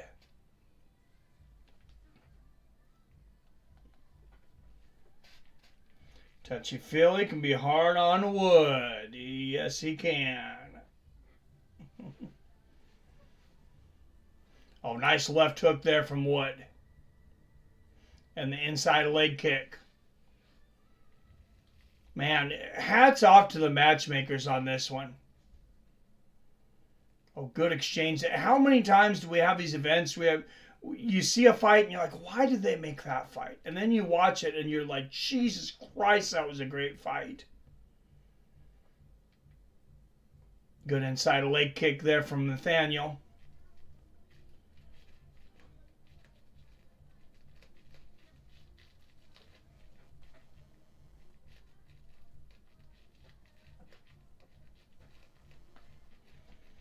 I think Nathaniel's nickname should be Big. Good left hand there for Feely. Oh, and a good exchange. Both guys landing power shots. Inside leg kick for Wood.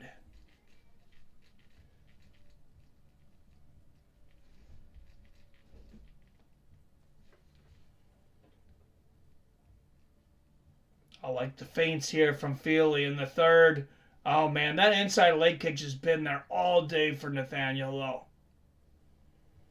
Good left hand for Feely and another. Feely outboxing him right now. This one has been beaten hard. Hardwood. Oh, Nathaniel Hardwood. Oh my God. Yeah, that's an intimidating nickname if there ever was one. Good inside leg kick there from Wood. So last thing you want when you're down on the ground grappling is to feel hardwood.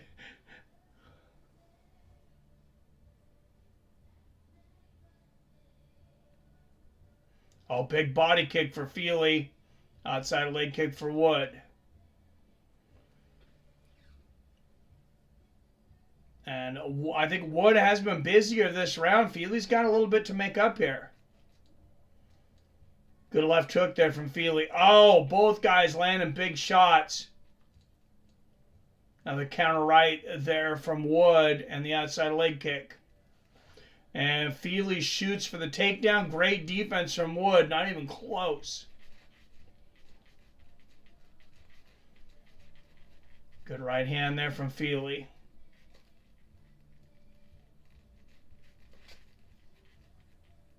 And the outside leg kick.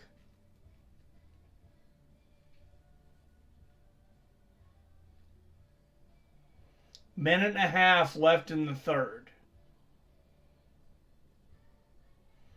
Good front kick to the body from Nathaniel. Oh, that might have hurt Feely. I don't think it was low, but I think that body kick, he did not like that.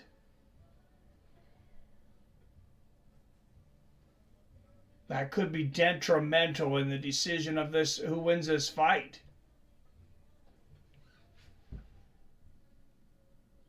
1 minute left in the third. You know, when you see an even odds coming into third, might not have been a bad idea just to bet Wood because he would probably get a favorable decision. Big left hook for Wood. Snaps Feely's head back.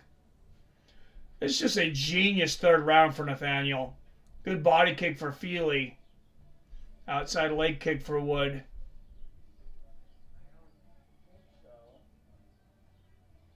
Oh, another great left hand for Wood. And the left hook for Nathaniel. He is really timing Feely right now. That was a good exchange there, but Wood winning the majority of the exchanges this round.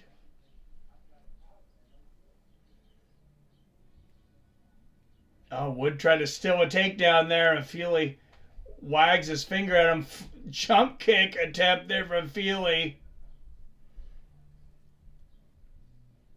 And it is all over. 29-28 Nathaniel Wood on my card. And wow, and a great fight here.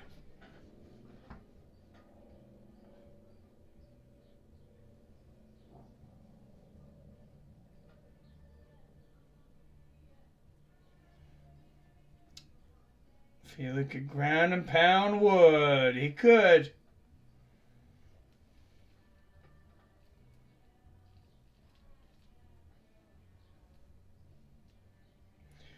All right, and there we go. Just like that, they churned through these fights. We got 2 left.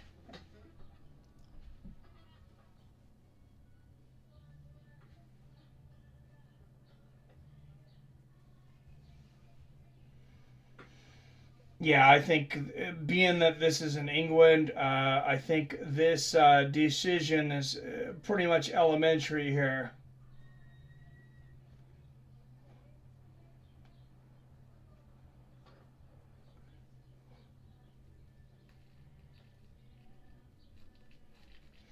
Molly McCann, minus 205 favorite heading in the next fight against Julija Stoliarenko.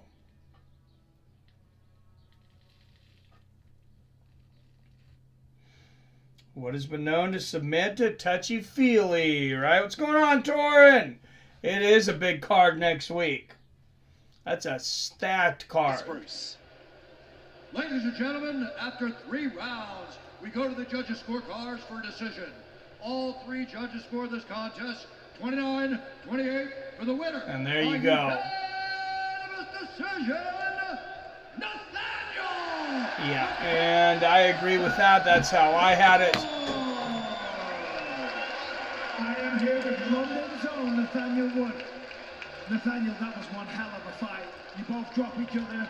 Round one, round two. That has Very, got to very be close. fight of the How night. confident were you there at the end? Very confident, but the second round, that shot he caught me with, that hurt. So, It's probably one of the fights of the year up to this point. Most annoying two ever, Patty and Molly, huh? I ain't talking about boxing. That's 3 wins now in a row at featherweight.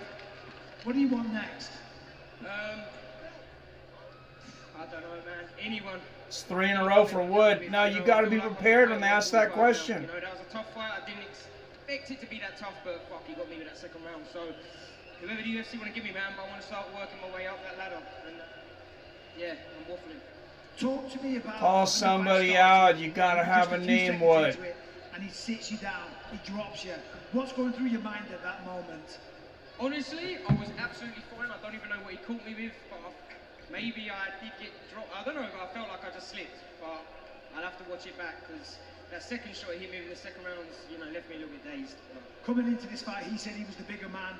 He was way more powerful, and you didn't really belong here at featherweight. I think you proved that. You dropped him in the second round with a massive shot.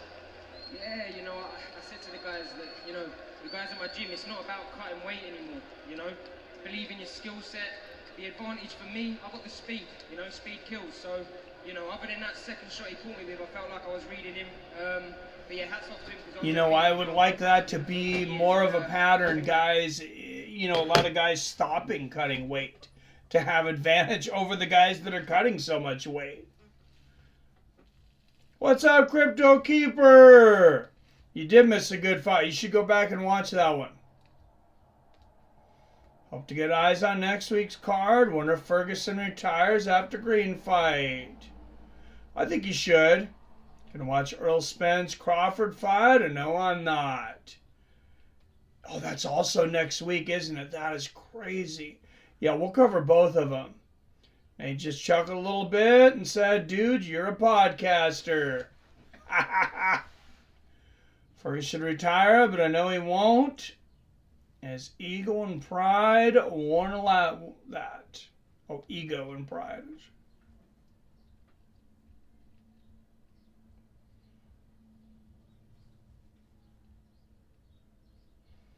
Yeah, no, we'll definitely be talking some Spence Crawford next week as well. So, to bounce around a little bit, but that's okay. I wish they would do them on separate nights, but there you go. October 21st, Charles Oliveira, Islam Makhachev 2. That's another big one, but next week, you got Michael Chiesa and Kevin Holland. Tony Ferguson, Bobby Green, Stephen Thompson, Michelle Pahea. Jan Blachowicz versus Alexander Pahea, which is now for the light heavyweight title. Jamal Hill has vacated it. The main event will be for the BMF Championship. The highlight, Justin Gaethje versus Dustin Poirier. Diamond Dustin Poirier. Waiting Spence Crawford for years. Me too, man. Now I figured, Torin, don't the UFC 291 countdown come on tomorrow? Probably. It should be coming up soon. Be surprised if they didn't already have some embedded up. And I am interested in some betting on some fights for that one. For tomorrow's card, for sure. For some reason, I got a feeling Ferguson and Green gonna talk trash at the press conference. They might. James Poirier all the way. I'm not betting on that one. That's one fight I am not betting on.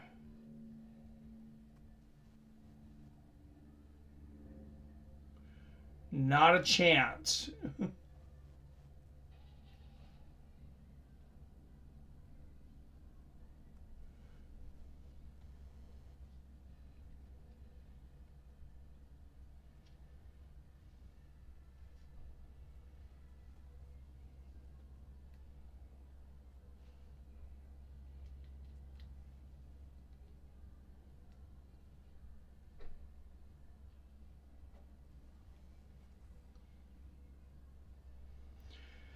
So this is something I've been looking at lately, guys. I'll let you know how successful it is. I was about to stray away from parlays, but here's one I found that I like. So Aljamain Sterling is minus 275. Like I said, I like him a lot at minus 275. I would probably make him a minus 400. Max Holloway, I mean, I don't think anybody thinks Chan Sung Jung's going to beat him. He's a minus 810. But you parlay those two, you get to minus 189. That's not bad. So if there's a fighter you want to bet on, and you know go and add a guy that's just a huge favorite, and you might not take the bet, but see what odds it gives you. These parlays, sometimes there's not always great math to it. It can kind of be all over the place.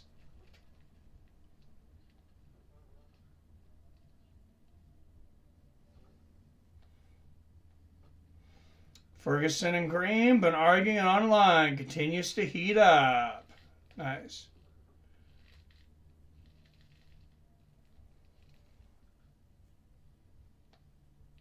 Not doing enough social media to keep track.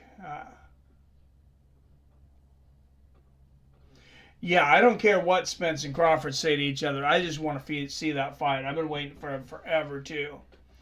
All right, Molly McCann up next.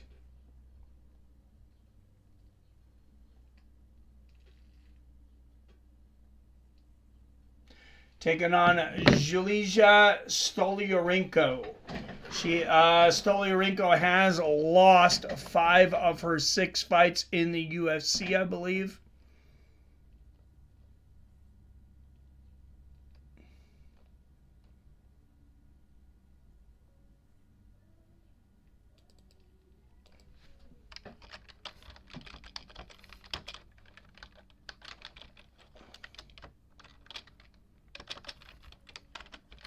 That being said, I think I still took Stoliarenko by submission just because the odds on here were great.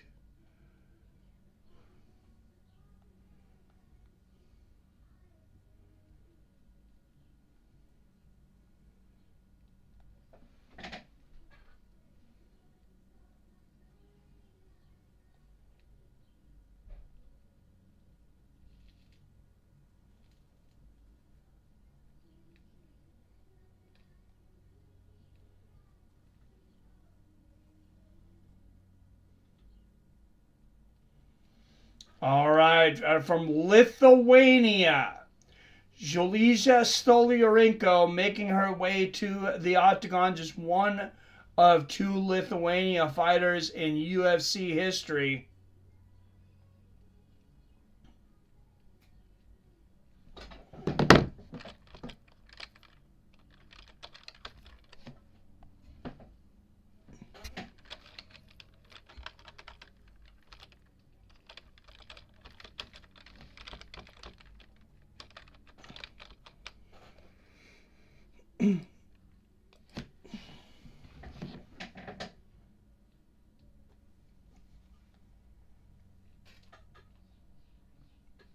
Ten 8-2 record for Molly's comeback fight because MMA media outlets been covering it. I'll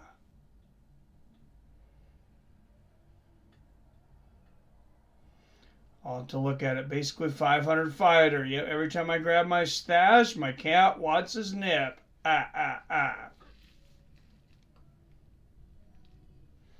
All right, Stoliarenko, second fastest submission in bantamweight history, 42 seconds against Jessica Rose Clark. She is the former Invicta bantamweight champion.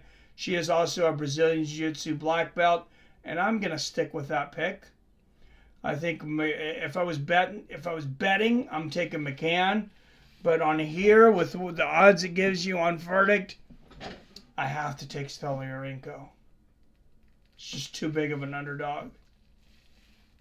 He does sniff the air when I do.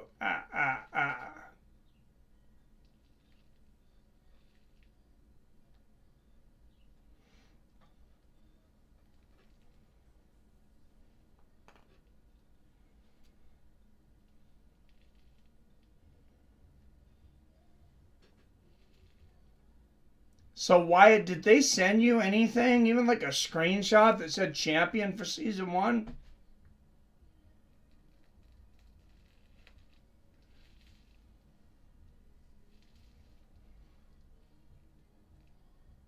I was just curious because, like, we can't even go back and look at it. It never, like, showed, it never said, like, you know, league champion. Yeah, they probably are, King James. Yeah, catnap's basically weed for cats.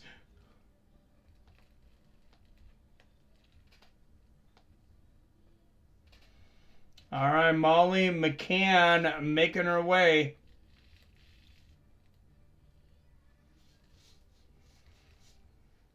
She looks very serious. She definitely doesn't look happy. I guess that's her business look. We'll see if she can take care of business.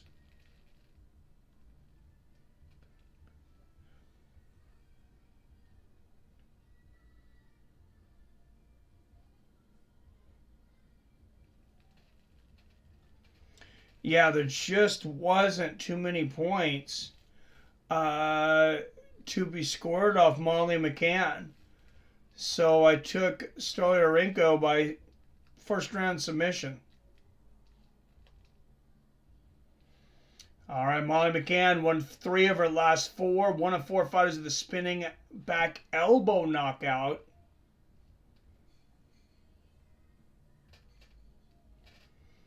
First time I've seen a cat do that. Yeah, cats definitely love catnip, though.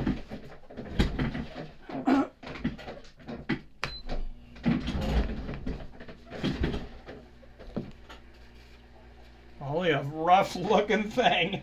That's funny.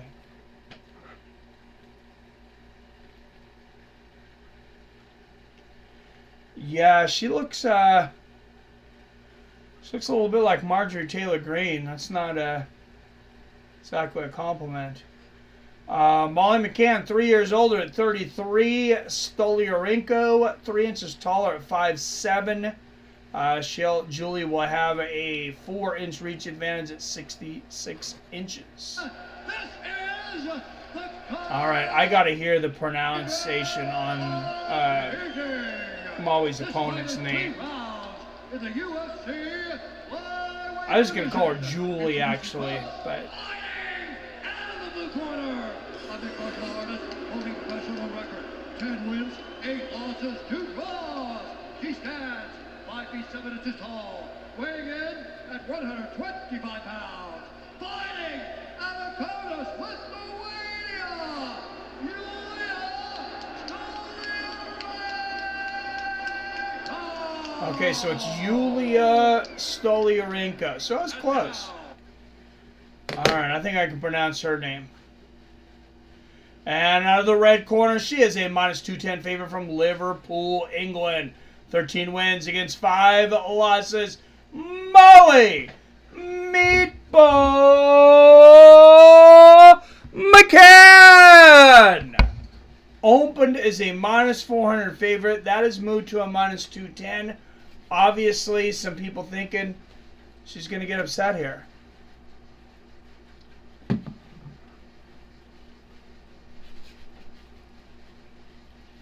Jason Herzog, the referee for this one.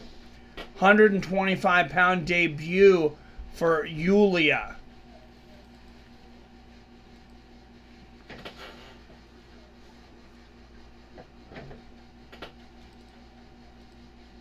All right, here we go. Round 1. Julija coming out aggressive. Outside leg kick. And a good body kick and a right hand from Julija. Oh, what a 1-2 from McCann. She just unloaded an overhand right. And a good right lands for Julija. Good counter left from Julija.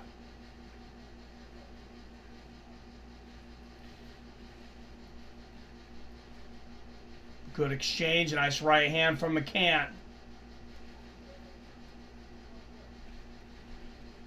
Body head, right hand to the body, left hand upstairs from Meatball. Oh, great right hook from Julija. Right on the chin. Oh, both women landing big in that exchange. Julija getting the better of it, though. Ends it with a sweeping left hook. Good body kick for Julija and the right hand on the chin. You can tell she has studied McCann's tendencies. Oh, nice right hand to the body and one to the temple from Meatball. One thing, you know, I know a lot of people talk smack about McCann, but her fights are always exciting. Stoliarenko, she's got the takedown. She's got hooks in. Molly McCann in a world of trouble here. And Julija is going to transition to full mount. Oh, she's got back and hooks in. Oh, McCann able to reverse it. And now McCann on top. But Julija, she's got the armbar. That's it. Molly McCann is... Whoa, she might have her arm broken. Julija Stoliarenko pulls off the upset. And who picked first round submission for Julija Stoliarenko? I think I did.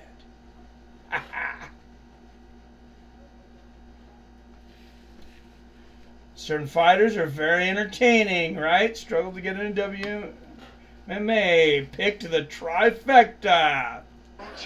That might be the best pick I've ever had, Jim. Of course I would do it when it doesn't count for the league. Switches to the armbar here. The leg is going to get past the head. Now it's past the head. Now she's extending the arm. And I bet 300 on that too. The pain. There it is. She's tapping. She's tapping. Oh, what a... The referee wasn't the quickest. Hold on. Tapping straight away. Oh, yeah. Oh, she had to tap. That arm was going to burst. She had nowhere to go. And for everyone in this crowd, but well done. So when you get in the position like McCann was, and this is rare, but I know this, you know, from being in judo and jiu-jitsu myself, it only takes 2 pounds of pressure to break an arm, for one thing.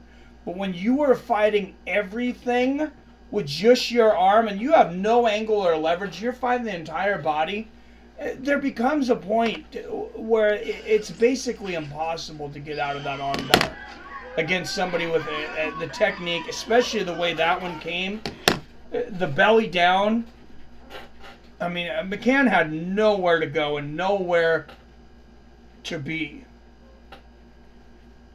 1877.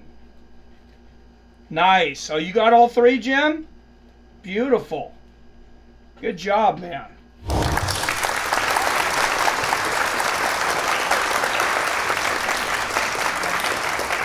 I got all three. It hasn't registered to show me. Maybe I need to get out and come back in. We'll see when it registers. I'll tell you how many points that scored me. Jason Herzog is going to stop to this contest at 1 minute, 55 seconds of the very first round. Declaring the winner by submission due to an armbar, Julija Stoliarenko. Julija Stoliarenko, 155 of the first round. Wow, that was incredible. She has silenced this UK crowd. 10 wins now by submission, all arm bars.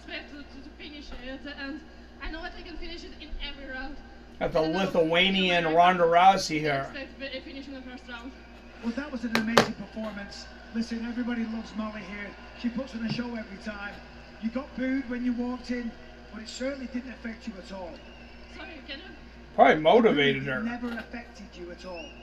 No. I love it. I love the audience here. I love London so much.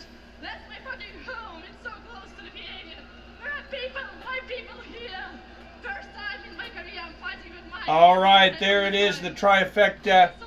3,655 points on mine, betting 300 points on Stoliarenko by first round submission. UFC will bring me whatever. So yeah, I probably would have won this week. Damn it. I really want to say thank you, Molly, for that fight. You know... Oh, you got the same as me, Kyler. You bet 300 points on first round submission then. Nice, man.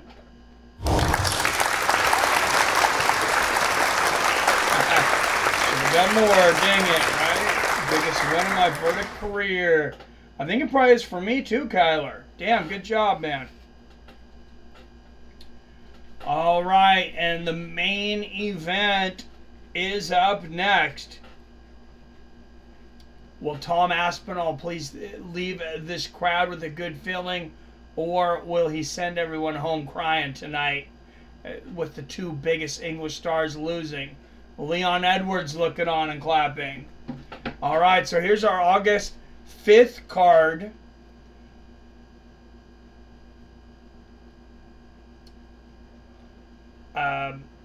Tanner Boser returning against Alexa Kamor.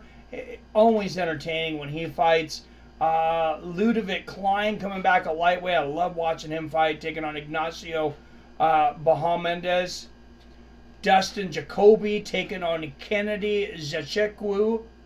That's another good one. Gavin Tucker returns against Diego Lopez. Co-main event, Tatiana Suarez taking on Jessica Andrade. Andrade, tries to find her footing. I believe she's back-to-back losses, and I think she was a pretty decent favorite in both fights.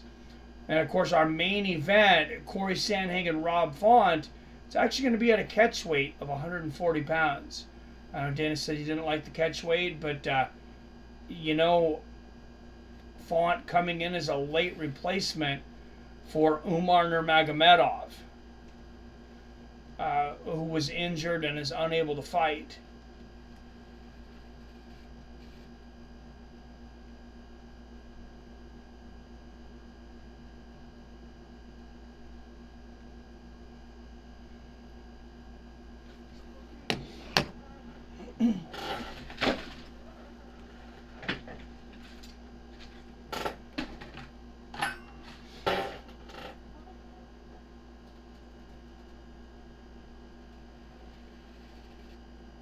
Tonight's outcomes go towards the verdict season points. No, they do not, unfortunately. Thanks, Kyler. Not till UFC 291.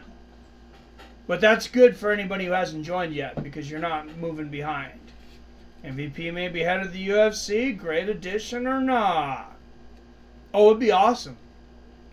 I think as long as they put him against entertaining strikers, I mean, I don't think he's going to be champion, just because the guys that are there, I don't think he matches up well with, Kamaru Usman.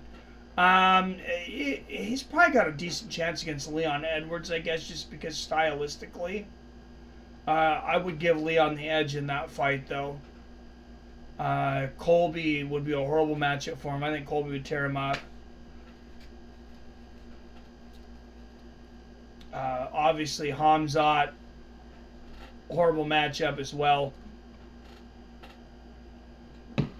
Although Hamzat, fighting at middleweight now, I believe it's Hamzat and Paulo Costa now. I believe that fight is finalized. Kyler, hell yeah, MVP is fun. Yes, he is. Thought Tatiana Suarez would have been champion for a couple years by now. Yeah, she was really good, man. And then it's just a different level in the UFC.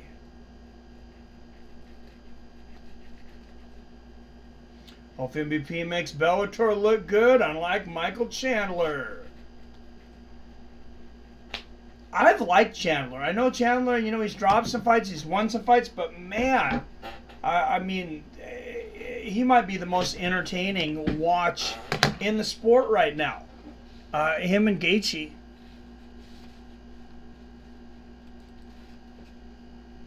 Every time Michael Chandler's on a card, I can't wait to watch it.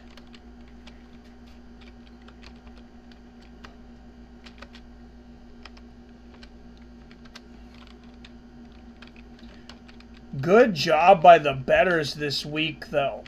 Molly McCann opening as a 4-1 favorite. So many people betting on Julija that they moved. They moved the odds a significant amount. McCann was only 2-1 by the time odds came in. So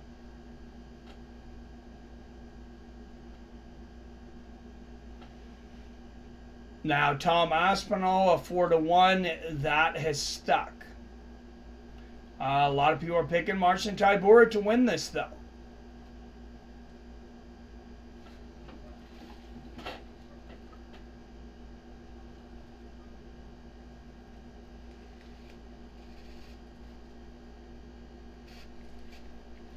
Kevin Holland MVP would be a barn burner. Oh, that'd be an awesome fight, Torin. Channel's giving folks their money's worth. Absolutely, James. Absolutely.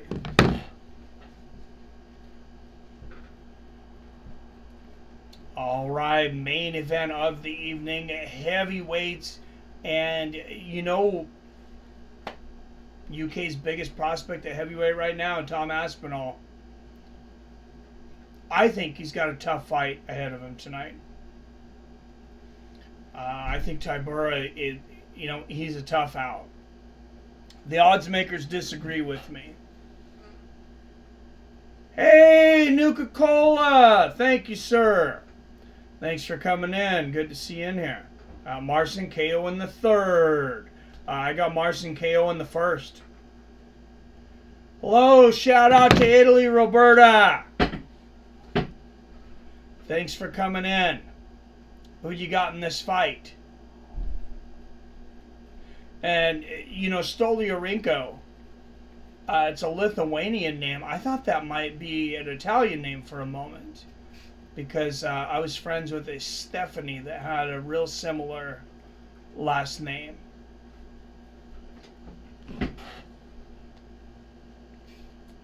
Torrance, I'm picking Marcin. Ciao, welcome. Would be a great fight. Yeah, it would. Yeah, that would be epic. MVP and Wonder Boy. I think that fight would be amazing.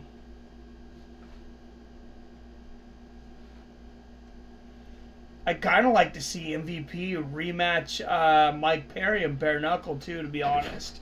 But if he's going to the UFC, that won't happen. So if he goes to the UFC, I'm going to say that was his excuse to escape Mike Perry. Tybura KO round 2. What's up, Damon? Good to see you, man. All right, 11 up in the chat. Tell your friends. We had 16 earlier. We lost a few. So hopefully for the main event here, we'll gain a few back. I know it's an early card. It's gone for 2 weeks. I don't know if anybody got notifications. So I know YouTube will want to punish me for a little while for taking days off. Tybura's a hard out, but Tom seems more athletic. Yeah, if I'm just betting straight up, King James, I would take Aspinall. But just like what we're looking at here, like the odds are so stacked towards Aspinall that you get like, I mean, you get almost nothing. If I had to bet on this, you know, $100, $100 on Aspinall only gets you 25. $100 on Tybura gets you 400. So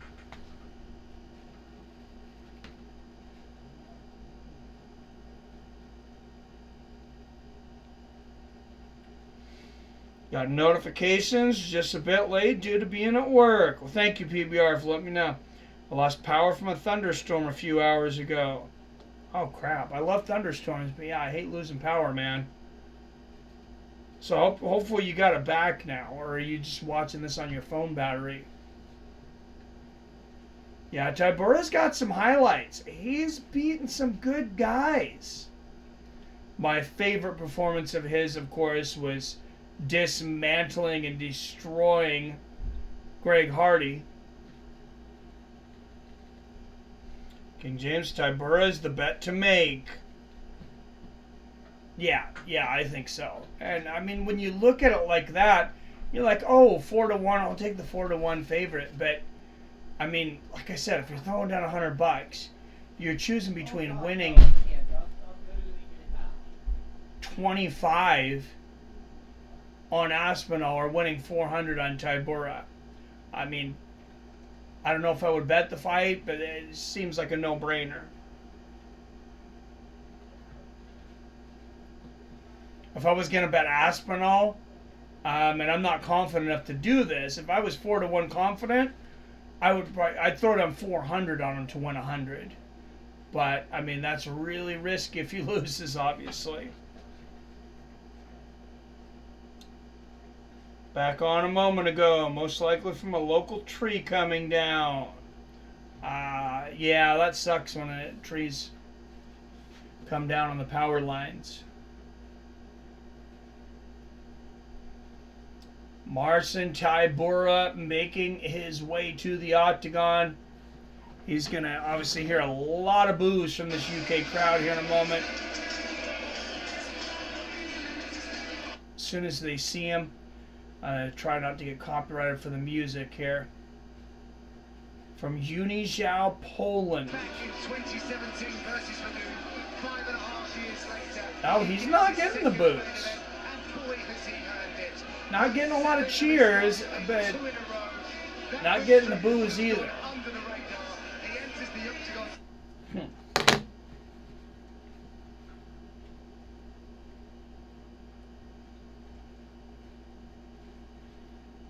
Tom, round one is the way to bet him. What's up, Scott? And, you know, I kind of figured, I mean, if Tom's knee is going to go out, if it's not fully recovered, tomorrow is 1 year from the day that Tom Aspinall tore that ACL. He also had some other tears there, I believe. I can't remember exactly what it was, but Marcin Tybura has won 7 of his last 8. 10 first-round finishes, 5th most wins among active UFC heavyweights with 11, and he's a 4-1 underdog against an untested prospect, in my opinion, coming off a torn ACL. I mean, I think that fight against Curtis Blades, I think it was elementary. I think whatever happened, I think Curtis Blades would have won that fight. Injury or not. I actually bet on Curtis for that fight. I think I won like $450 on that fight, actually.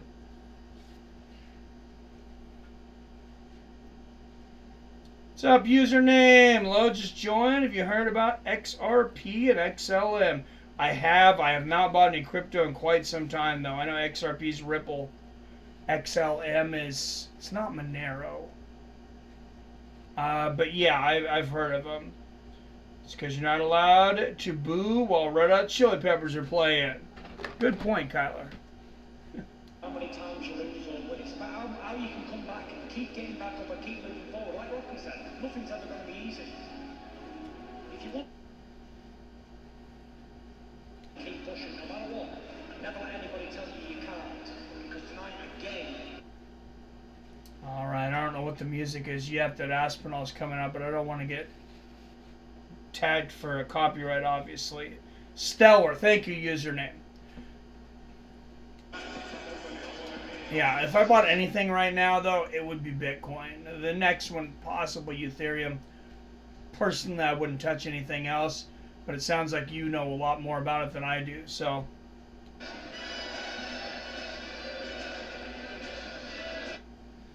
Alright, here he comes, Tom Aspinall.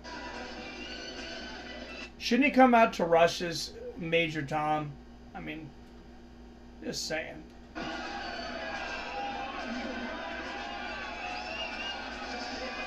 So I want to say Russ is from England. No, they're not American. If you're betting your money, Tybura is the only profit potential. Agreed, King James. Yeah, it's tough to put straight money down on those you know, on those big favorites. A 4-1 favorite, a 4-1 upset does not happen very often. I will tell you that. Matt Serra was a 4-1 underdog against George St. Pierre.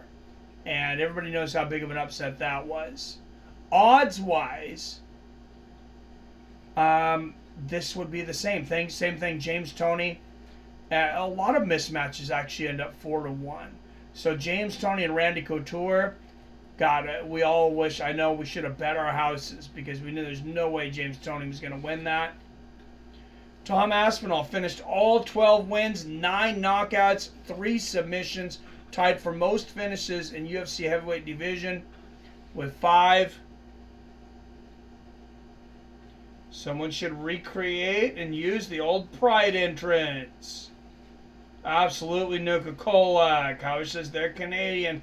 And there we go. 19 up in the chat. There's everybody. Props to watch. Aspinall to win by knockout. There's your money ball if you're going to bet Aspinall. Minus 165 by knockout. That's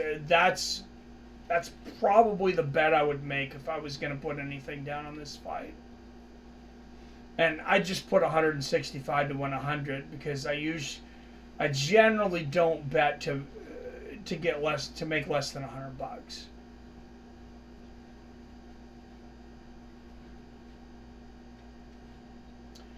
All right, Tybura, 7 years older at 37. Aspinall, 2 inches taller at 6'5". Aspinall's 12 pounds heavier at 258. Reaches even at 78 inches. The 12-3 Aspinall is a minus 400 favorite. 24-7 Marcin Tybura, plus 270 dog. So I guess you get 270 to put down 100 because they steal a lot of points from you. Depending on what side you're betting on.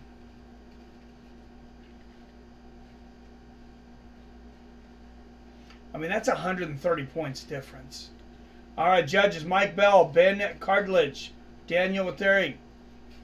Mark Goddard is the referee for this one.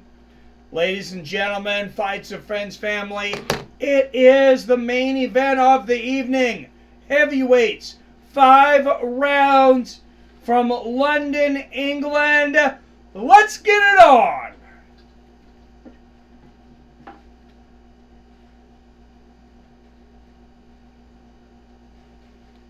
Favor Tom to win, but for profits points, I have to go with Tybura. Yeah, that's my feeling, James. All right, 20 in the chat. Don't forget, like I said, hit the like button, hit the share button. Share your thoughts in the comments.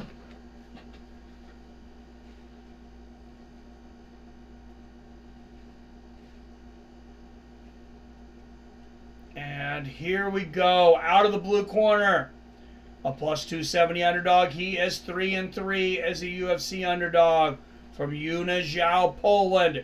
Weighing in at 246 pounds, 24 wins against 7 losses, winning 7 of his last 8. Presenting the number 10th ranked heavyweight in the world, Marcin Tybura.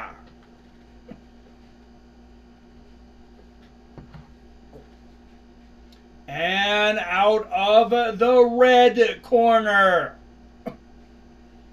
a minus 400 favorite out of Atherton, England, weighing in at 258 pounds, 12 wins against just 3 losses. This is his first fight after coming back from a full ACL tear. Presenting the number 5th ranked heavyweight in the world, Tom Aspinall.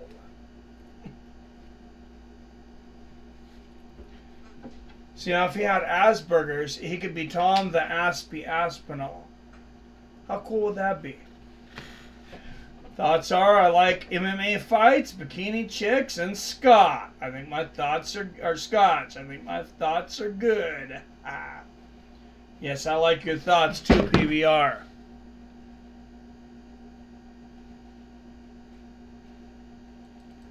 Those are some damn good thoughts. Is Joaquin Buckley the new Kevin Lee or Joaquin Buckley? Maybe, man. He's not in the UFC anymore, right? I think he got bounced. Those are righteous thoughts. Yes. Yes, they are. All right, here we go. First round. Oh, big body kick there from Aspinall. And they exchange hands. Aspinall was going for the head there, though. I believe it was the right knee he tore. Went for a head kick out of the gate. Left hook lands for Tybura. I guess he's going to, you know, see if it's healed. It might have been the left, though. It might have been the front. I can't remember now. Oh, beautiful combination from Aspinall. Right hook gets through for Tybura, but... Oh, left hook on the chin from Marcin. We got to fight, boys. Oh, big body kick from Aspinall. He is much faster. And remember, he is 7 years younger.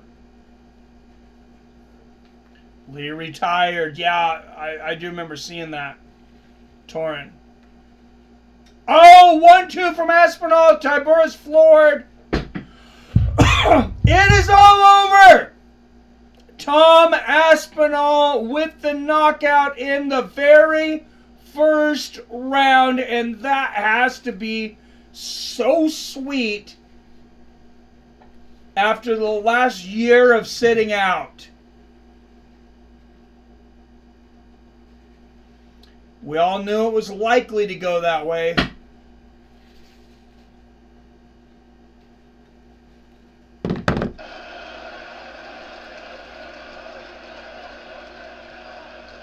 But you never know until they fight.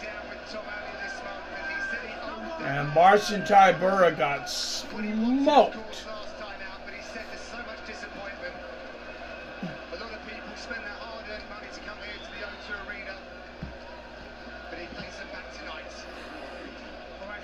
There's no real shocker on that one. No, 1,300 points on that pick. Oh, sweet Kyler.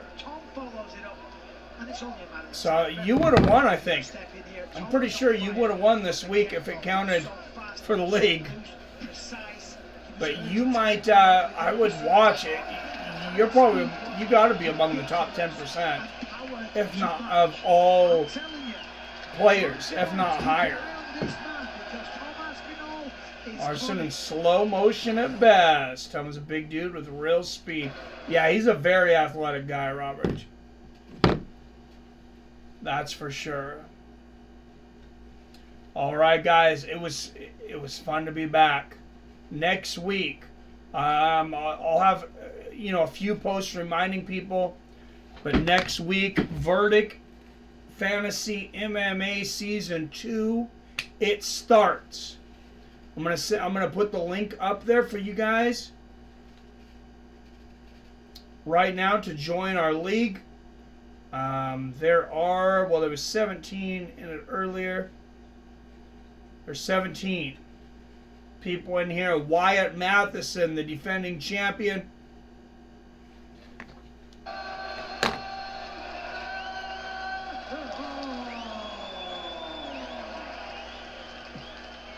I'm here with the winner. A ridiculously impressive Tom Aspinall. Tom, before we get to the fight, the last year, it's been tough for you. Yeah, he made that not look even competitive. It's been a really tough year for me. And guys, listen, I wasn't myself. I wasn't myself last year, and this is a whole new 100% finish rate, 10 knockouts. I'm different now. I'm just different than what I was last year. My mind's different. My body's different. And I'm going all the way. Joaquin has history of claiming anyone at any time. Then he accuses. Then his excuses when someone steps up. Absolutely, King James. An easy fight, but Marcin's a really, really good guy. The guy's won 7 of his last 8 in the top 10. And let's give him a cheer, guys, because this guy's a really, really good human being. That was really tough to fight him tonight. That guy's my friend. And big respect to Marcin for everything. Oh no, you have to rewind it. Alright, Season 2, guys. There's the link. It drops next Saturday. We're talking about money.